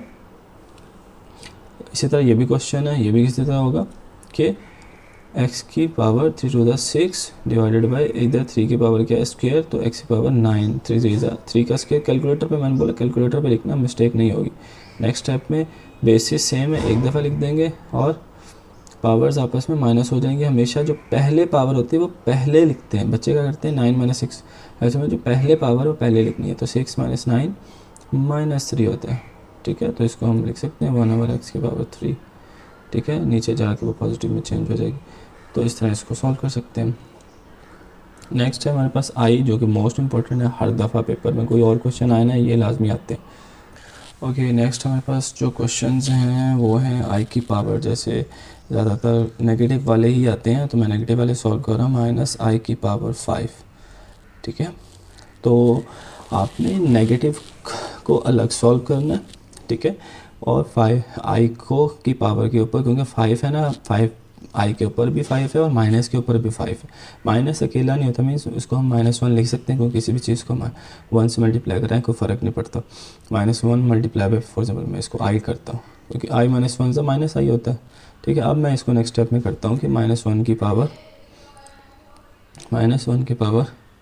5 क्योंकि दोनों के ऊपर है, -1 के ऊपर भी 5 है और i के ऊपर भी 5 है, ठीक है। तो ये मैं छोटा सा काम करता हूँ, -1 के पावर 5 कैलकुलेटर पे के ऊपर लिखोगे क्या आंसर आता है, -1 ही आएगा, ठीक है। और i के पावर 5 को अब हम चेंज करना है, i के पावर 5 जो होता है उसको मैं लिख सकता हूँ i स्क्वेयर में चेंज करना है, क्योंकि स्क्वेयर की वैल्यू है हमारे पास, i स्क्वेयर की वैल्यू 2 2 ज़ा 4 क्योंकि ब्रैकेट है, मल्टीप्लाई होंगे 2 टू द 4 और पीछे एक i बच जाता है क्योंकि टोटल इस 5 का मतलब 5 आइज़ है हमारे पास, तो एक i साथ हम एज इट इज़ लिख देंगे, ठीक है। नेक्स्ट स्टेप में हमें साथ यहाँ पे बताना पड़ेगा कि i square is equals to -1 होता है, तो जहाँ i स्क्वेयर है वहाँ मैं नेक्स्ट स्टेप में क्या पुट कर दूँगा, -1 उसका स्क्वेयर डॉट i, ठीक है। -1 का स्क्वेयर कैलकुलेटर पे लिखो, इधर से लेकर यहाँ तक सारी वैल्यू कैलकुलेटर पे लिखो, -1 ब्रैकेट क्लोज स्क्वेयर, ठीक है। तो आपको आंसर -1 का स्क्वेयर 1 होता है और 1 इंटू -1 ही होता है, और -1 डॉट i किसके बराबर होता है, अभी बताया था i -1 सा -i, 1 तो एज इट इज़ साथ लिखेंगे नहीं, ठीक है, तो -i में कन्वर्ट हो जाएगा। तो इसी तरह आपने दूसरा क्वेश्चन भी सॉल्व करना। नेक्स्ट हमारे पास एक दो दफ़ा पेपर में या पिछले सालों में आ चुकी है साइंटिफिक नोटेशन की डेफिनेशन। कोई भी नंबर 10 की पावर में लिख दें अगर हम, a number written in the form of a multiply by 10 की पावर, ये कोई भी नंबर हो सकता है, ठीक है, और मल्टीप्लाई बाई 10 की कोई भी पावर, ठीक है, उसमें अगर लिखते हैं तो वो क्या होगा, साइंटिफिक नोटेशन होगा, ठीक है। जैसे 2 मल्टीप्लाई बाई 10 की पावर, ठीक है, और नंबर भी 1 से 10 के दरमियान होगा, यानी 9 तक होगा, ठीक है। 2 पॉइंट समथिंग हो सकता है, 2.3, लेकिन नंबर एक ही, ये 2 ही होगा, मल्टीप्लाई बाई 10 की पावर 5 -9 मैं भूल गया था। उसके बाद हमने इसको लॉग फॉर्म से हमने कन्वर्ट करना है इसको वापस एक्सपोनेंट फॉर्म में, ठीक है। तो उसको लिखने का तरीका हमारे पास क्या है कि आपने सबसे पहले बेस जो होती है वो बेस ही रहती है, जैसे 12 है यहाँ पे, वो 12 ही रहेगा, ठीक है। और उसकी पावर जो होगी ना वो एक्चुअल में आंसर होता है, ये जो लॉग की इस तरफ लिखी होती है ना, ये एक्चुअल में पावर को शो करता है। उसके ऊपर यहाँ पे लिखेंगे x इज इक्वल्स टू, और जो आगे लॉग के आगे 5 रह गया वो हम यहाँ पे लिख देंगे, ठीक है। और वापस इस फॉर्म से वापस लॉग फॉर्म में कन्वर्ट करने के लिए हमें अगेन जो बेस होती है यानी x के नीचे 12, वो अगेन लॉग के नीचे ही बेस आएगी, ठीक है। और उसके ऊपर क्या आएगा, ये जो आंसर होता है ये वाला, ये आंसर, ठीक है, ये लॉग का आंसर है। आंसर हमेशा एक्चुअल में अगर जब हम अंडरस्टैंड करते हैं तो यहाँ से अंडरस्टैंड करते हैं एक्सपोनेंट को लिख के। फॉर एग्जांपल जैसे मैं इधर कहता हूँ 2 की पावर क्या हो x के आंसर आए 8, तो आप बता दो कि 2 की पावर 3 हो, यानी x is equals to 3, answer मैं यहाँ पे लिख रहा हूँ कि x इज इक्वल्स टू 3 हो तो 8 बनता है। तो जो 3 है वो एक्चुअल में पावर मीन्स जो आंसर है वो एक्चुअल में वो लॉग उसके लिए हमने बनाया कि अगर पावर फाइंड आउट करनी हो कि 2 की पावर क्या हो कि 216 हो, 2 की पावर क्या हो कि 1024 हो, तो उसके लिए हमने लॉग बनाया, ठीक है। तो आंसर यहाँ पे लिखा होता है, ठीक है। तो यानी जो आंसर है वो पावर है, पावर एक्चुअल में फाइंड किया आपने, तो ये चीज़ जो है वो यहाँ पे आती है, ठीक है। तो बेस ये बेस ही रहती है दोनों में, आंसर यहाँ पे आता है इज इक्वल्स टू 8, ठीक है। तो जब हम इसको लॉग में कन्वर्ट करते हैं तो क्या आएगा, मैं इधर लिखता हूँ लॉग बेस में रहेगी 2, आंसर जो होता है वो इक्वल टू के आगे आते हैं x इधर आएगा, और जो 8 है वो यहाँ पे फिर जो रिमेनिंग और बचा है, ठीक है। तो दोनों तरह से आपने अंडरस्टैंड करना क्योंकि ये आगे क्वेश्चंस में यूज़ होना है, ठीक है। तो क्वेश्चंस में यूज़ के लिए अभी हम ये क्वेश्चंस करने वाले हैं, ठीक है। कि आप कोई क्वेश्चन यहाँ से हम लोग अटैम्प्ट करते हैं कि हमारे पास कोई क्वेश्चन है, फॉर एग्जांपल लॉग, यहाँ पे मैं ये वाला क्वेश्चन क्योंकि हमने कम क्वेश्चन अटैम्प्ट करने हैं, बाकी सारे जैसे ही log 512 to the base, log लिखा हुआ है यहाँ पे, ख़ुद उन्होंने लॉग 512 है, ठीक है। उसकी बेस जो है ख़ुद बता दिया 2√2 है, ठीक है। तो ये फाइंड आउट करो इज इक्वल्स टू x, पूरी लॉग की फॉर्म नहीं लिखी तो हमने खुद बना देनी है, इज इक्वल्स टू x हमने खुद फाइंड आउट करना, ठीक है। तो हम क्या करेंगे, अगेन इसको कन्वर्ट करेंगे कैसे, बेस तो बेस ही होती है 2√2, मैं इसको 2 डॉट √2 लिखता हूँ, ठीक है, ताकि समझ आ जाए। ठीक है, इसकी पावर अगेन मैंने कहा था लॉग का जो आंसर होता है वो हमें पावर निकाल के देता है, वो ये x निकाल के देता है, वो x ऊपर आएगा यहाँ पे इज़ इक्वल्स टू 512। ठीक है, ठीक है, क्योंकि लॉग बना इस वजह से था ताकि ये पावर फाइंड आउट कर सके, तो वो पावर हमने यहाँ पे लिखनी है। ठीक है, तो 2 एक्चुअल में दो बेसिस सेम है, इसके ऊपर पावर 1 है, इसके ऊपर 1/2 है, तो 2 बेसिस एक दफ़ा लिखेंगे और उनकी पावर 1 + 1/2 पावर्स ऐड हो जाएंगी। 1 + 1/2 होता है 3/2। ठीक है, 3/2 x इज इक्वल्स टू 512 किसकी बेस है, वो भी 2 की पावर बेस है तकरीबन। ओके, 2 की पावर 9 जो है वो क्या होता है 512। ठीक है, बेसिस सेम होंगी तो यहाँ से हम क्या फाइंड आउट कर लेंगे, जब बेसिस सेम होती हैं तो पावर इक्वल होती हैं तो पावर भी हम क्या कर देते हैं उसमें से इक्वल कर देते हैं। 3/2x is equals to 9। ठीक है, x की वैल्यू निकालनी है तो x के साथ 2 डिवाइड हो रहा है, उधर जाके मल्टीप्लाई हो जाएगा और 3 मल्टीप्लाई इधर आके डिवाइड हो जाएगा। 3 × 1 = 3, 3 × 3 = 9, तो x की वैल्यू क्या आ गई 3 × 2 = 6। ठीक है, 3 × 2 = 6। ठीक है, तो हमारे पास इस तरह करके हमने लॉग की फॉर्म को यूज़ करके हमने क्वेश्चंस लिखने। लास्ट और सबसे इम्पोर्टेंट जो काफ़ी दफ़ा पेपर में आया हुआ है कि हमने लॉग फॉर्म दी हुई है। ठीक है, ये एक थर्ड रूल है जो कोई यूज़ नहीं होता, उसका एक ही शॉर्ट क्वेश्चन दिया हुआ है, तो वो आपने किस तरह सॉल्व करना है। log 2 और बेस 3 है तो उसको हम लिख सकते हैं log 2 बाय log 3। ठीक है, multiply by log 81 divided by log 2। ठीक है, log 2 से कट जाएगा, सिंपल बचेगा। करते हैं कि अभी log 81 ऊपर रह गया और log 3 नीचे रहेगा, तो log को log से काट देंगे, 3 को 81 से काट देंगे। ऐसा नहीं, पहले एक स्टेप इसमें रहता है वो करने वाला है कि सबसे पहले हम लोग 81 को लिखेंगे log 3 की पावर समथिंग। 3 की पावर क्या होता है 81 होता है 3 × 9 9 3 × 27 27 3 की पावर 4 यस 81 होता है, नीचे log 3 है। अब log की प्रॉपर्टी है कि उसके आगे कोई भी वैल्यू log के आगे 3 है, उसकी पावर 4 है, तो 4 स्टार्टिंग में आ जाती है। 4 log 3 ओवर log 3। ठीक है, अब हम log 3 को log 3 से काट देंगे, 1 आ जाएगा और 4 × 1 = 4 आंसर। ठीक है, तो ये हमारे पास चैप्टर नंबर 3 तक के इंपॉर्टेंट क्वेश्चन थे। उम्मीद है इनमें से 6 क्वेश्चन हमारे अटैम्प्ट हो जाएंगे। ओके, 1-2 क्वेश्चंस और हैं वो आप देख लें। सबसे पहले 1 - 27y³ है, इसको ये काफ़ी ज़्यादा पेपर में क्योंकि क्यूब वाला क्वेश्चन आया है, तो इसमें क्या है कि हमने सिंपल इसको क्यूब बनाना है, ये क्यूब फार्मूला यूज़ करके इसको फैक्टराइज करना है। तो 1 एक्चुअल में 1 का क्यूब भी ले लें तो उससे फ़र्क नहीं पड़ता, वो 1 ही रहेगा। और 27 3 का क्यूब होता है और y का क्यूब होता है, तो 3y का क्यूब 27y³ 3y के क्यूब में कन्वर्ट हो गया। तो ये एक्चुअल में फार्मूला बना क्या a³ - b³ जो कि इक्वल होता है a - b। ठीक है, और नीचे या साथ ही उसके a² + b² + ab के। ठीक है, तो हमने इस फॉर्म को इस फॉर्म में कन्वर्ट कर देना।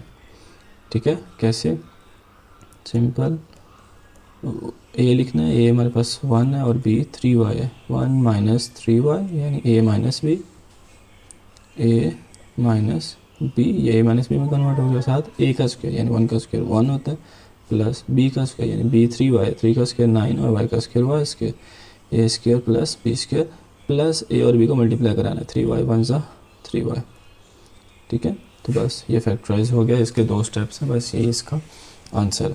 इसमें भी फैक्टराइज करना है तो इन दोनों पहले हम कॉमन लेंगे। इसमें 5 कॉमन आ रहा है क्योंकि 5 के टेबल में 5 भी आता है 20 भी आता है, और x³ और उधर x है तो दोनों में x कॉमन है, तो 5x कॉमन आ गया, पीछे बचा 5 × 1 = 5 और x कॉमन है तो पीछे x² बच गया। 3x में से 1x बाहर लिया हुआ हमने, माइनस का माइनस, और 5 × 4 = 20 और x बाहर लिया हुआ है तो x² - 4।